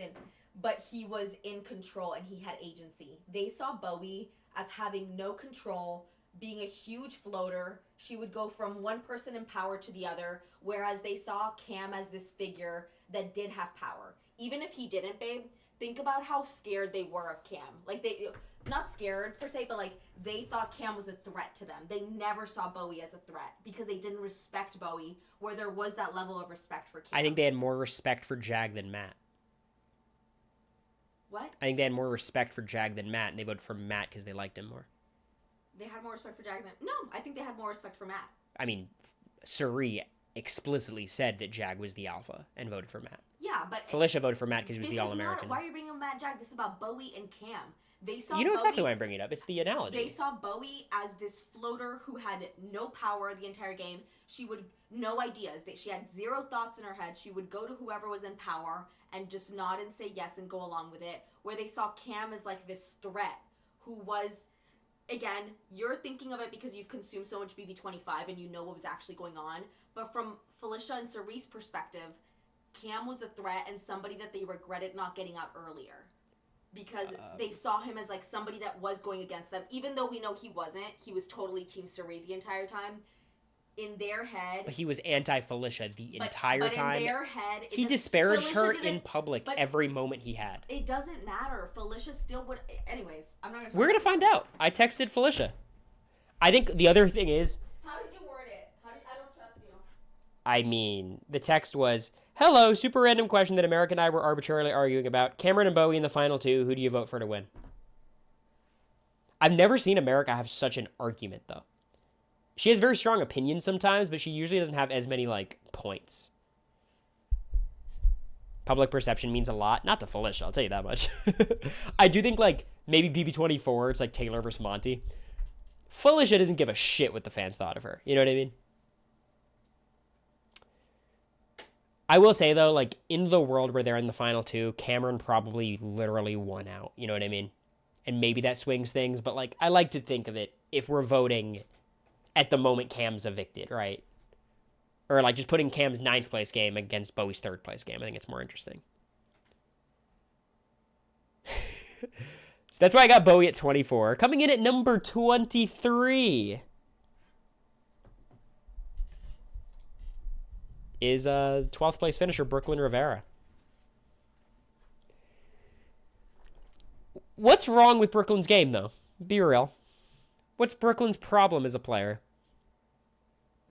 I mean, I think every week of BB26, I had her ranked as the best or second best player until she was evicted. Now, her campaign when she was on the block next to Chelsea and Cam was not great, but I didn't hate it. Chelsea played the company man card and was like, "Tucker, you're my guy. I could work with you, no problem." Whereas Brooklyn played the "I'm targeting Tucker" card. I think both are valid options. I just think Tucker's hold on the house was a little bit too strong at that point. So, like, I didn't hate Brooklyn's campaign. She campaigned hard. I think Brooklyn's biggest issue in the house, she was too passive for how much ability she had. She was more active than most people in the house, but Chelsea clearly was more active than Brooklyn. And even though I think Brooklyn was more, like, naturally talented at bonding and forming relationships and just general strategic gameplay, Chelsea's activity just, like, put her in a much better spot. So when they're on the block together, Chelsea's going to survive, even though Chelsea ends up winning the blockbuster. She's an emotional player. She got into it with Kenny, Angela, and Tucker. The Kenny thing, I think, was good for her game, being, you know, that's fine. Who cares? Angela, I don't blame her at all. And then Tucker, I don't blame her at all. It's just kind of like, I don't blame her for beefing with those people. BB26 had a pretty wild cast. She let Leah and Mackenzie slip through her fingers. Exactly. I think that was her passiveness kind of coming back to bite her in spots. But she is a very level-headed person. She's really good on one-on-one conversations, just making you feel comfortable. She was super tight with Quinn. I think they should have been a final two. She had basically a final two with Chelsea as well that should have run the game if Tucker had just like gone out when he was supposed to during one of these blockbusters. And I just think it's hard to poke a hole in Brooklyn's game. I think if she comes back, she has a very good shot to do extremely well. Jury's still out how good of a competitor she is. I would assume she's fine. She did okay on the wall. But you'd think if she's up against any like really legitimate, strong competitor, she'd have a tough time doing well. But she could beat like a lot of the lesser competitors, which I think is valuable. And like in quizzes, you'd think she's a smart person. She could do well. Ultimately, she can't be higher because she got 12th. Placement isn't everything, but it does matter in terms of I just didn't get more data. I didn't get to see her play more, and other people I have a better read on. But socially, she's excellent. Strategically, she's very solid. Physically, she's probably fine. And that's just a really solid Big Brother player who I think got unlucky with Tucker just existing the way he did. So, that's where I got Brooklyn. She's another one of those players who like is probably overrated at this point because she didn't do that much. But I do think I was someone who was overrating her a lot as well. And I might still be overrating her, but I feel good about this ranking. This one doesn't feel out of place to me. So coming in at number 22.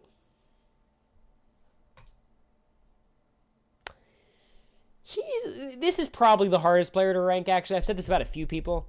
I don't know what the fuck to do with Kyle, because he's actually a much better player than this, but his fallout or his downfall was just so egregious. Like, what do you do with Kyle? Him and Joseph form the leftovers. You give him a lot of credit there.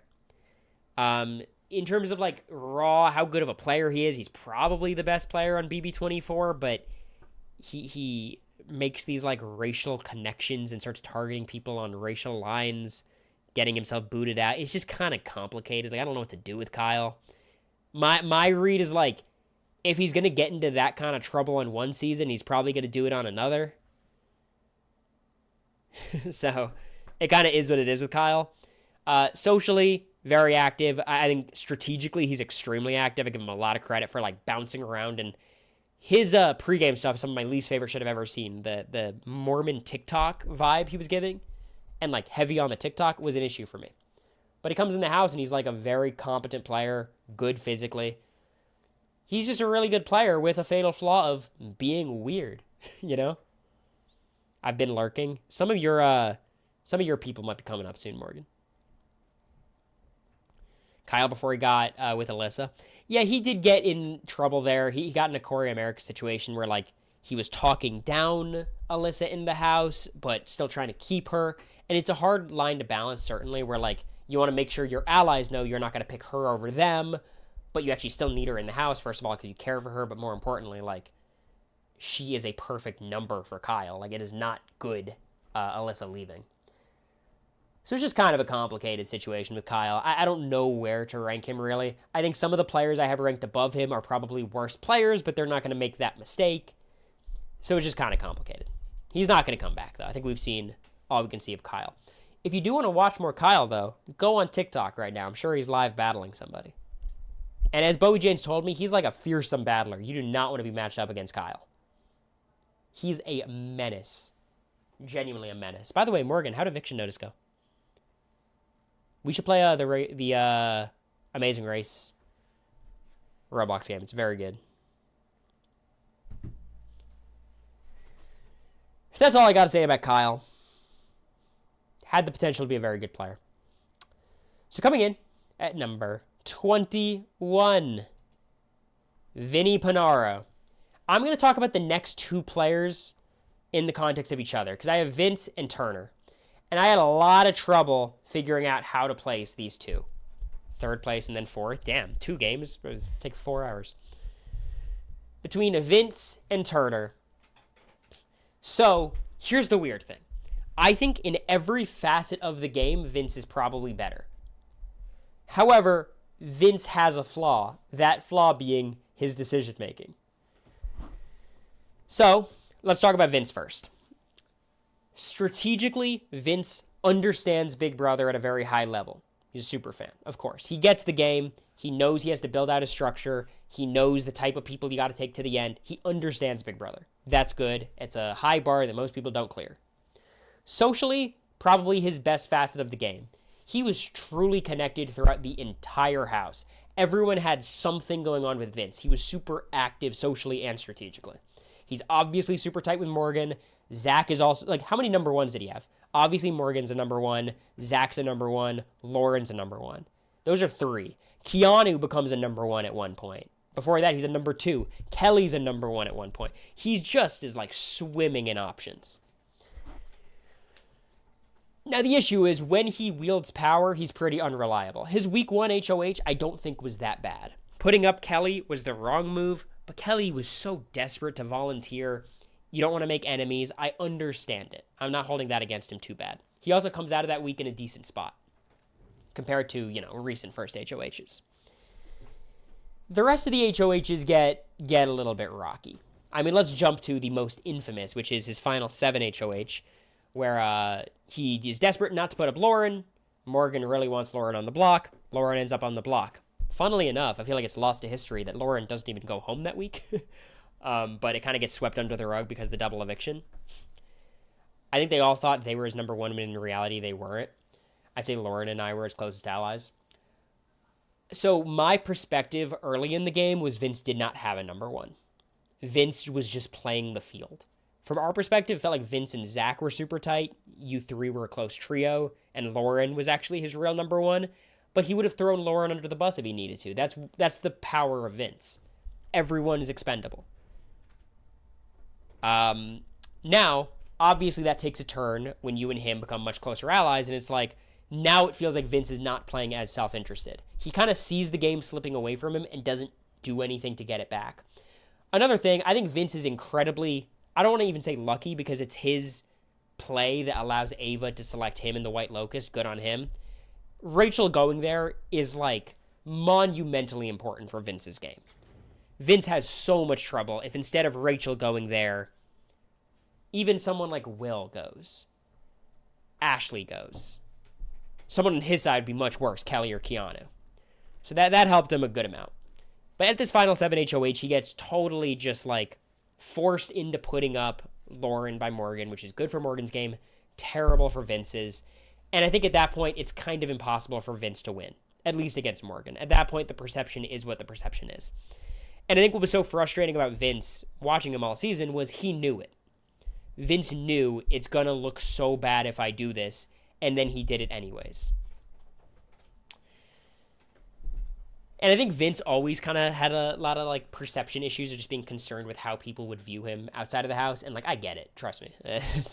I'm guilty of that as well. But I think it guided his decision-making a little more than obviously you'd like. He gets into a final 2 situation where he really could have beaten Ashley. If he wins final HOH and cuts Morgan, I think he has a good shot of winning the game. The problem is he probably takes Morgan and loses. So that's, again, like, that's not good. Does he get into a final 3 situation where he's locked out of winning? Pretty close, if not totally. Vince is just weird. Like, socially, he's so good. He has such a magnetism to him. He's so good with self-preservation. The week he was on the block with Zach and Keanu, I thought was one of his best weeks of gameplay. I was fucking blown away by the fact that he is able to survive against both of them. Surviving against Zach, who we thought was like this social god at that point. He wins the wall. I think he does a good job that HOH. I think he should be targeting Rachel, but that all gets cleaned up by White Locust. The last big decision to talk about with Vince is, did he make the right move? Sorry, Morgan. Evicting Riley instead of Morgan. I've been on the record. I think it was the wrong move in the moment. While Morgan obviously ends up being an invaluable ally to him, he never has a shot to take out Morgan again, really. At that point, you don't know how good at comps Morgan's going to be, but, like, that's one issue. The bigger issue is, like, Morgan's side of the house is a lot better at Big Brother, and they're, like, less close to Vince. Just think about it. Like, Rachel and Vince, they were working together, but they were always ops. Ashley and Vince were never close. Morgan and Vince, sure. Will and Vince were fine. And then the other side of the house was like Lauren, obviously Riley, Keanu, Kelly, like all the worst players in the house who all loved Vince. So while losing Morgan, I think, is a big issue for him there, I still think he's better off on that side of the house. Really, it would have been great for Vince if Mickey didn't win that blockbuster and he was able to keep both. That would have been huge for him. I don't think Vince lacked self-awareness at all. I think he was very self-aware and then made the decisions regardless. You know what I mean? He's also good at comps, which helps. So, all things considered, Vince has the tools to be the best Big Brother player ever. But just something about the way he makes decisions, he doesn't have that, like, dog in him to make the decisive move when he needs to. Yeah, I'd argue too self-aware. Yeah, exactly, Lexi. Like, I don't think self-awareness is an issue for him at all. That's why I loved his interviews preseason. I thought his interviews were so like, look, everyone's going to perceive me this way, and that means this. I saw myself in him a lot. But yeah, I got Vince here. Let's talk about Turner, who's obviously a similar archetype to Vince. I think Vince is almost better than Turner at everything in the game, but I think Turner lands on the right decision more often than Vince does. Like, Vince will line up all the bowling pins perfectly. He'll, like, have the perfect motion with the ball and then just throw it into the gutter. Whereas Turner's going to, like, do the two hands between his legs and strike. Turner is not active socially. He's not active strategically. He's active socially. I give him that.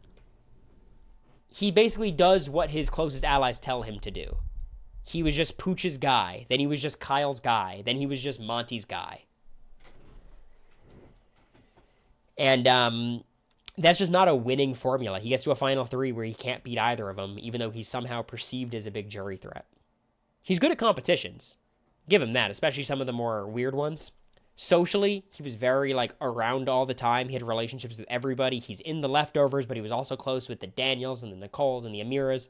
He did a very good job. His HOH taking out Amira, which led to the leftovers.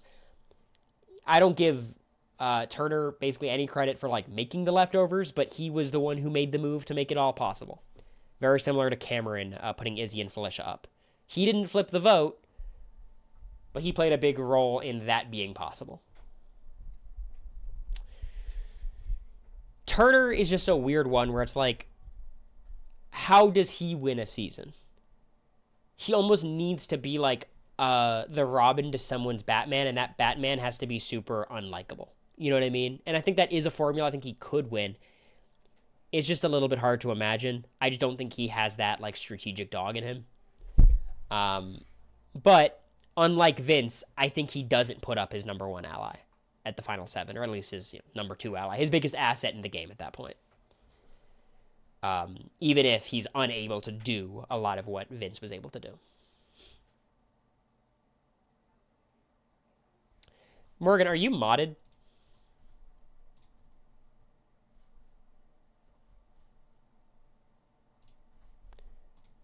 Morgan, you're modded. Have your way with him.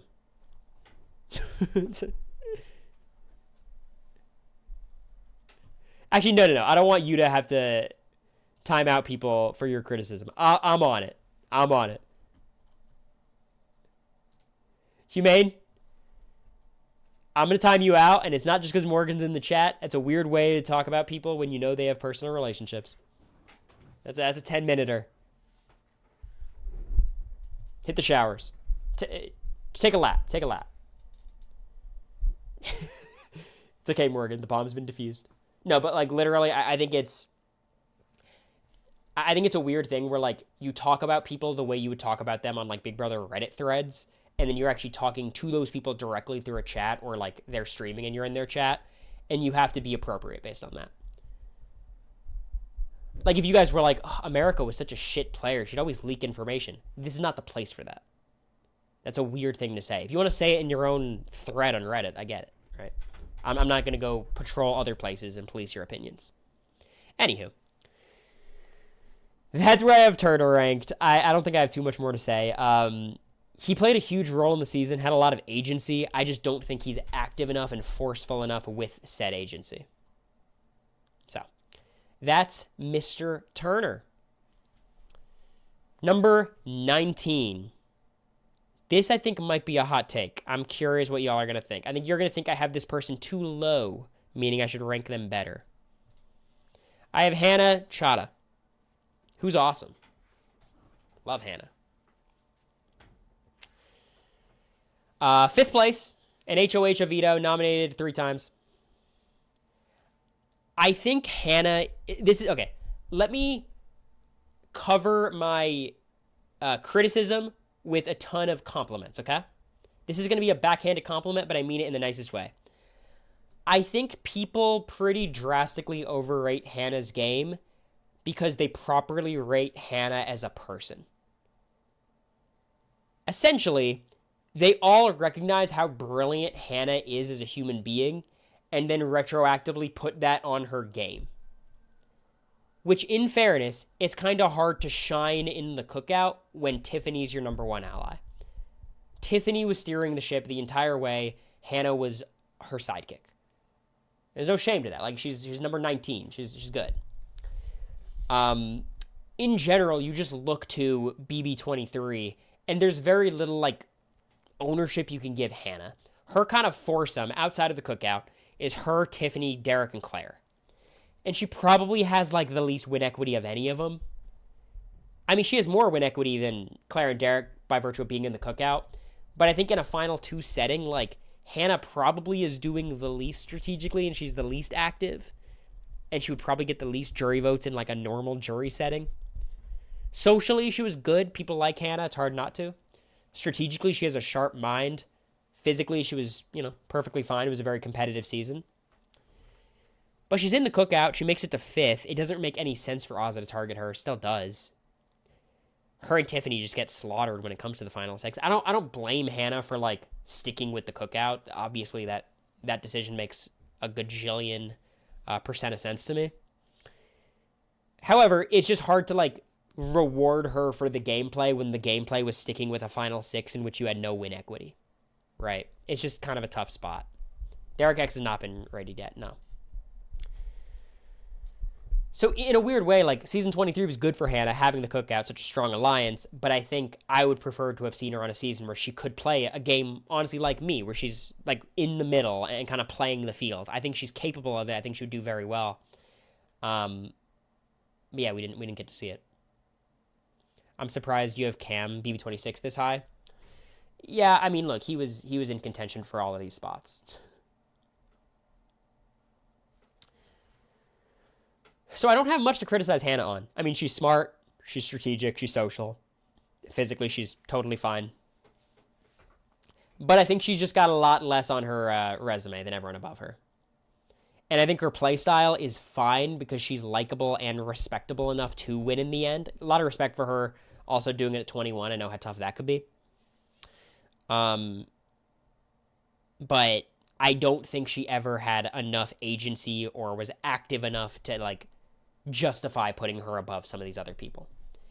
Which, I'm going to move on to the next person because I think they're also very important to discuss in this context, is Claire.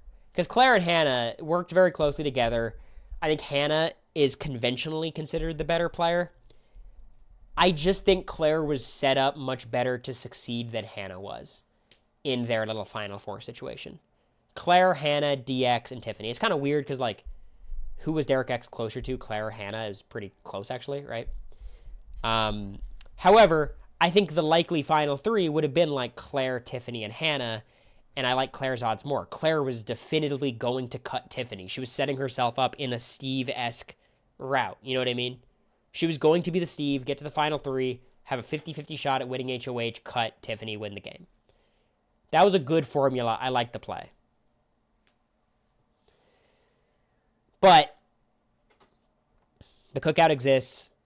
They reveal themselves to Claire, and there's not much for Claire to do. That's just kind of a tough spot. You know what I mean? I think she literally was playing optimally for a while. She wastes her HOH. She has one of the most... She has the invisible HOH, basically. Uses it to do Tiffany's bidding. But she thought Tiffany was, like, an endgame person for her. Like, Steve did Vanessa's bidding a ton. And I think that's what Claire thought she was doing. It was just... There was something bigger happening that she was not aware about. So I criticize her for that HOH. I just think it gets more shit. It's just devoid of context sometimes. I think the context helps Claire. I think if she came back, she would do excellent. Socially, everyone loves her. Strategically, she's as big of a nerd about Big Brother as anyone. And comp-wise, I think she's probably like on the weaker end, but she's no pushover. She could win some stuff, especially mental stuff. Winning the Amazing Race certainly, makes me think that's more likely. So I think Claire is an excellent player who ended up on a season where she didn't have a great shot to win, and she did pretty well with what she had. And I think she was setting herself up more for a win than Hannah, even though Hannah obviously is going to get further in the game. Is anyone pushing back against my Claire above Hannah ranking? I thought this would be a controversial one.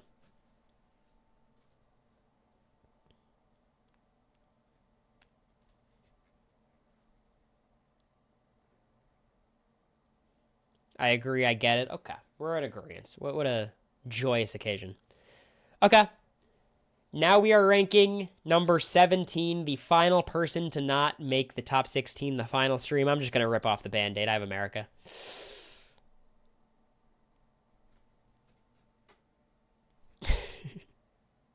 I have America. I'll let it settle. I'll let it settle for a second before talking about it.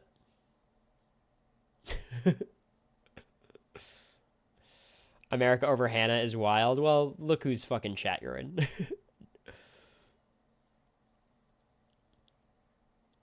I didn't want to start the next stream off on like a low, having America at 16, so I figured this is a better spot. All right.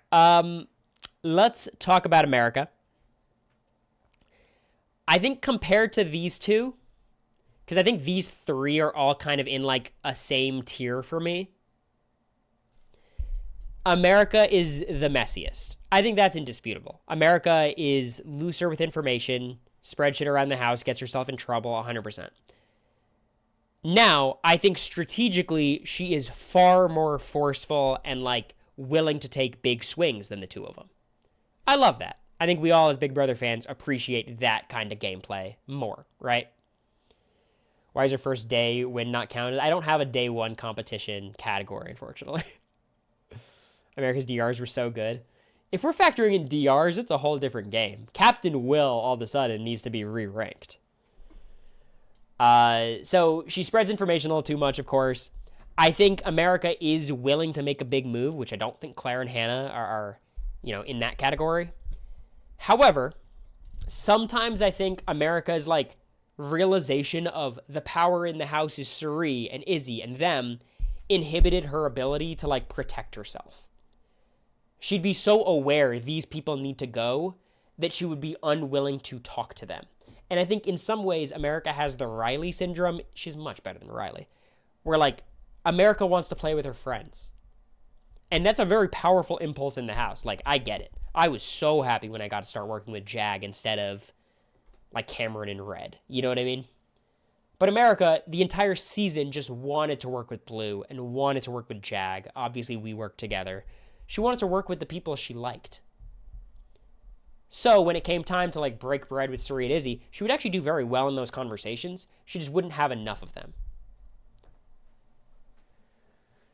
Now let's talk about the highs. America was partially responsible for one of the best moves in recent seasons. It's debatable if the Izzy flip was a great move for Cory. It is not debatable if it was a good move for America. It was an excellent move for America any way you slice it. And I give her a lot of credit for getting to Cam. That was very important, flipping Cam. And contributing to flipping me. I've explained a lot, like my perspective, why I chose to flip had, I think, less to do with like America's Matt. And it all added up. For me, it was more so just like, you start looking at the numbers and we're going to have like Bowie in the end game and Matt in the end game and Mimi in the end game and all these people were closer to Suri. However, her getting the information that Matt played in Paths of Power and her just generally like pushing the flip on me for so long is a huge reason why it happened. Not to mention during the flip, I think she's a large reason why Matt and Jag feel good about it. They don't trust her, but she does a really good job like egging them on and like, getting a rise out of them, getting them excited and, happy to be part of this team. It should also be mentioned that America was kind of screwed on the season. I don't know how much win equity she had on day one because of the kind of misogynistic makeup of the men in the house and some of the women. Like, it felt like kind of a hell scenario for America. I don't know how she wins Big Brother 25. It almost feels like she did maximize her best. She did the best she could with what she had. Win equity is a problem where, like, you get into jury, and I don't think she beats most people. She loses to Matt and Jag. Bowie, I think she does beat because Suri and Felicia, I think, vote for America. She beats Felicia. I think she loses to Blue, probably. So that's basically it. She beats Cameron, I think. Yeah, I think she beats Cameron. It's kind of tough to... You never know with Cameron. How does he get to the end? So, like, I think America did do a good job there. Talk about making the most of shared information. Yeah, I mean, she did that, but also... I think part of her problem would be, like, I would tell her information that she would then spread and then get herself in trouble, you know? So that's just kind of a mixed bag. Like, when you're sharing a ton of information, a lot happens, good and bad, right? I think the other thing America struggled with was at the start of the season, she just, and apparently she did this on the challenge too, she's just kind of shy. So it takes her like a week or two to get into things, which on BB27, BB26 would have been okay. On BB25, things were moving quick. So she was like, at one point, the only person not in a named alliance with Suri, which is like a problem. But I don't think she's going to get evicted early, so she should be able to ingratiate herself most seasons. But like, it is just something where I think if she goes on All Stars, even knowing some of these people, it might take her a week to like, you know, get in there. In general, I think America strategically knows the game as well as anybody. Socially, I think she's way better than BB25 showed. Obviously, the makeup of the house was just kind of tough for her. Comp-wise, I think America is a bit of a panicker. Obviously, going on the challenge, I think she's like, physically, she's fine. She could win competitions. And I'm sure she's like a lot more, you know, confident in her competition ability and would like be less nervous. But I know like during quizzes specifically, she would get a little bit shaky. Because we all know America like would do well in quizzes. She's smart. So I think in general, like America comp wise, she's not 0 comp wins. I think she should be like Claire or Hannah.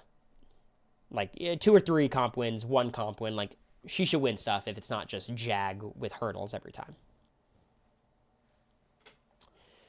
And I think the reason why America is one of y'all's favorite player and one of the fan base's favorite players of the recent years is because America is a mover and a shaker. She is absolutely willing to make a big move, take a swing when she needs to, and those are the kinds of things you have to do to win the game. I think a lot of people absolutely question, who would Blue have put up at the final 8? Who would Cory have put up at the final 8? Who would Surya put up? No one questions America's noms. America's best friend is Jag. She's putting up Jag and Matt. And I think that's just because of who America is in her DNA as a player. So, obviously a flawed player. Everyone is. But I think number 17 feels about right for me. That's it. That's our rankings for today. I'm going to go watch the Lakers game, but do we have any questions about the player rankings? Any big criticisms? We'll do a quick recap, I suppose, of today's rankings.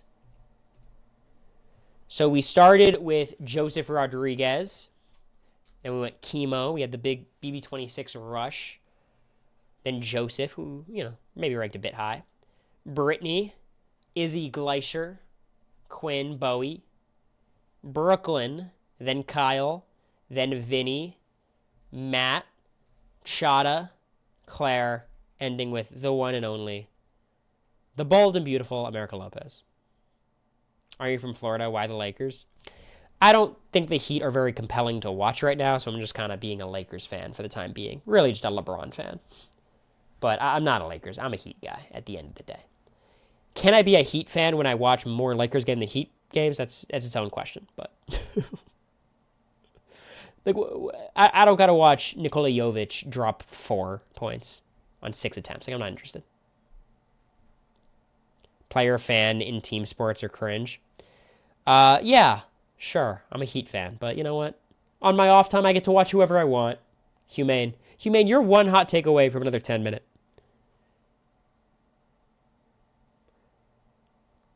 I love America. I don't get how you have her so high. Should be about 10 spots lower. Look, I think that's a fine opinion to hold. It's just like you can't say with a straight face that like America is convincingly worse than any of these players. America and Quinn, America and Bowie, America and Brooklyn. Like, I think you could make the case for sure. I think America's messy. It's like, how much do you value the like active risk taker versus the passive make it far kind of player? But I think there's a certain category of players and she fits within them. I saw someone talk about Leah and MJ being the same players. I just don't think that's true. MJ strategically was so much worse than Leah, and MJ was so bad with self-preservation, whereas Leah was really good with it. MJ should have been evicted like 5 times. Leah was only close to being evicted the time she was evicted. Derek X, way higher than I expected. Derek X, you have to value competitions. When you're doing like Derek versus Claire, I think Claire is like better strategically, a little worse socially, and then a lot worse in comps. Derek X's comp stuff is a big deal. MJ being a comp beast helps, yeah, but that's why she's not like the worst player of all time who went out second, right? Have you ranked yourself yet? No.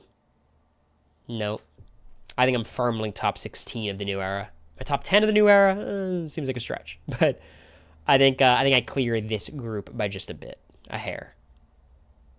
All non-cookout players on 23 got unlucky by the cast. I don't want to like dwell on it too much because it feels lame because it's fine, but of course it's a tough setup. You know, if Cory's on BB23, I don't think I'm able to crack into the cookout.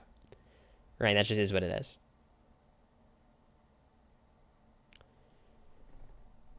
I think there's revisionist history on Leah in the pre-jury. No, Leah was rough in the pre-jury. Don't get me wrong. It's just here's what I always say. Like when people say Leah, I feel like she's ranked way too high. You got to tell me who should be ranked above her. Because the players from BB26 who are like worse, like it's Rubina, it's T-Core. Like I just think Leah's better. If you think this person should be ranked higher than this person, I'll hear you out. But just saying this person's too high or too low, there's a lot of bad players, man.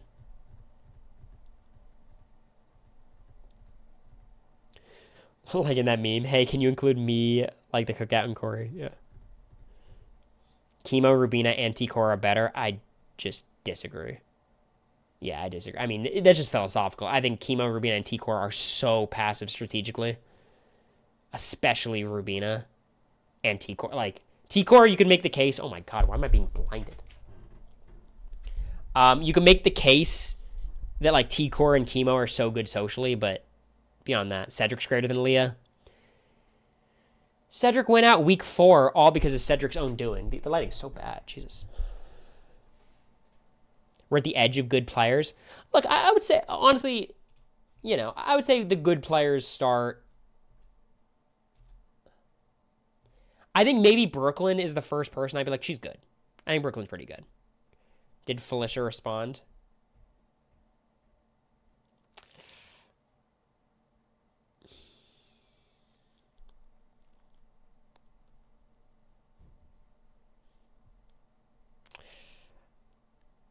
She did respond. 1 second. America, come out here. Oh my god. No, you got a big smile on your face. I know what that means. If this doesn't... Okay, first off, we gotta say, this... If it goes your way, it's not real because it's 3 years after. Felicia's gotten to know people outside of the game. She's gotten to talk to... You know what I mean? Okay, I think that's fair. He's smiling, so he won. I genuinely think that's fair, but it goes both ways, right? What is it? Like if she was going to vote for Cameron. Let me see the text. I'm going to read it. She starts with, oh, that would be really hard. So really it would come down to the questioning. I think we all agree. No. So really, anything she says after this, damn, probably Cameron if he had made it to the end. If we had been stupid enough to let him get there, he would be more deserving. Yes. But it would have been tough. And you know Bowie's a lawyer. She's good in the questioning. No. Let's go. I think that's a 70% win for you. I knew it. But the good thing is it's 4 years after the fact. I'm getting my grade. So she can't really know who she was going to vote for. It's all revisionist. I knew it. Let's go. I'm surprised you're smiling. Let's go. It's all just fun and games. I feel like Arthur. I hope that didn't look like I was gonna punch her. I'm like clenching my fist. I guess the implication of that is, oh, I'm gonna punch someone. I'm not gonna punch America. Don't worry. America wins the debate. Best persuasive speaker in the world. Where I've felled off, dude. Ugh. Anyways, fun stream. Good resolution. This is huge, and that's why America is ranked number 17, folks. That's why. Okay. Is anyone live to raid? Do we have any friends online? Did Morgod hop out of the chat and onto the stream? No, she didn't. Fake as hell. Quinn's not live either. Dwight just went live. Say fucking less. My dog. Say hi to Dwight for me. Stick around for some Clock Tower. The ultimate homie, Dwight. I have a Survivor question for him, okay? Is Jonathan Young's chances in Survivor 50? Are people overrating his chances or underrating his chances? Let's see. Anyways, see y'all. Not going to stream for a couple days.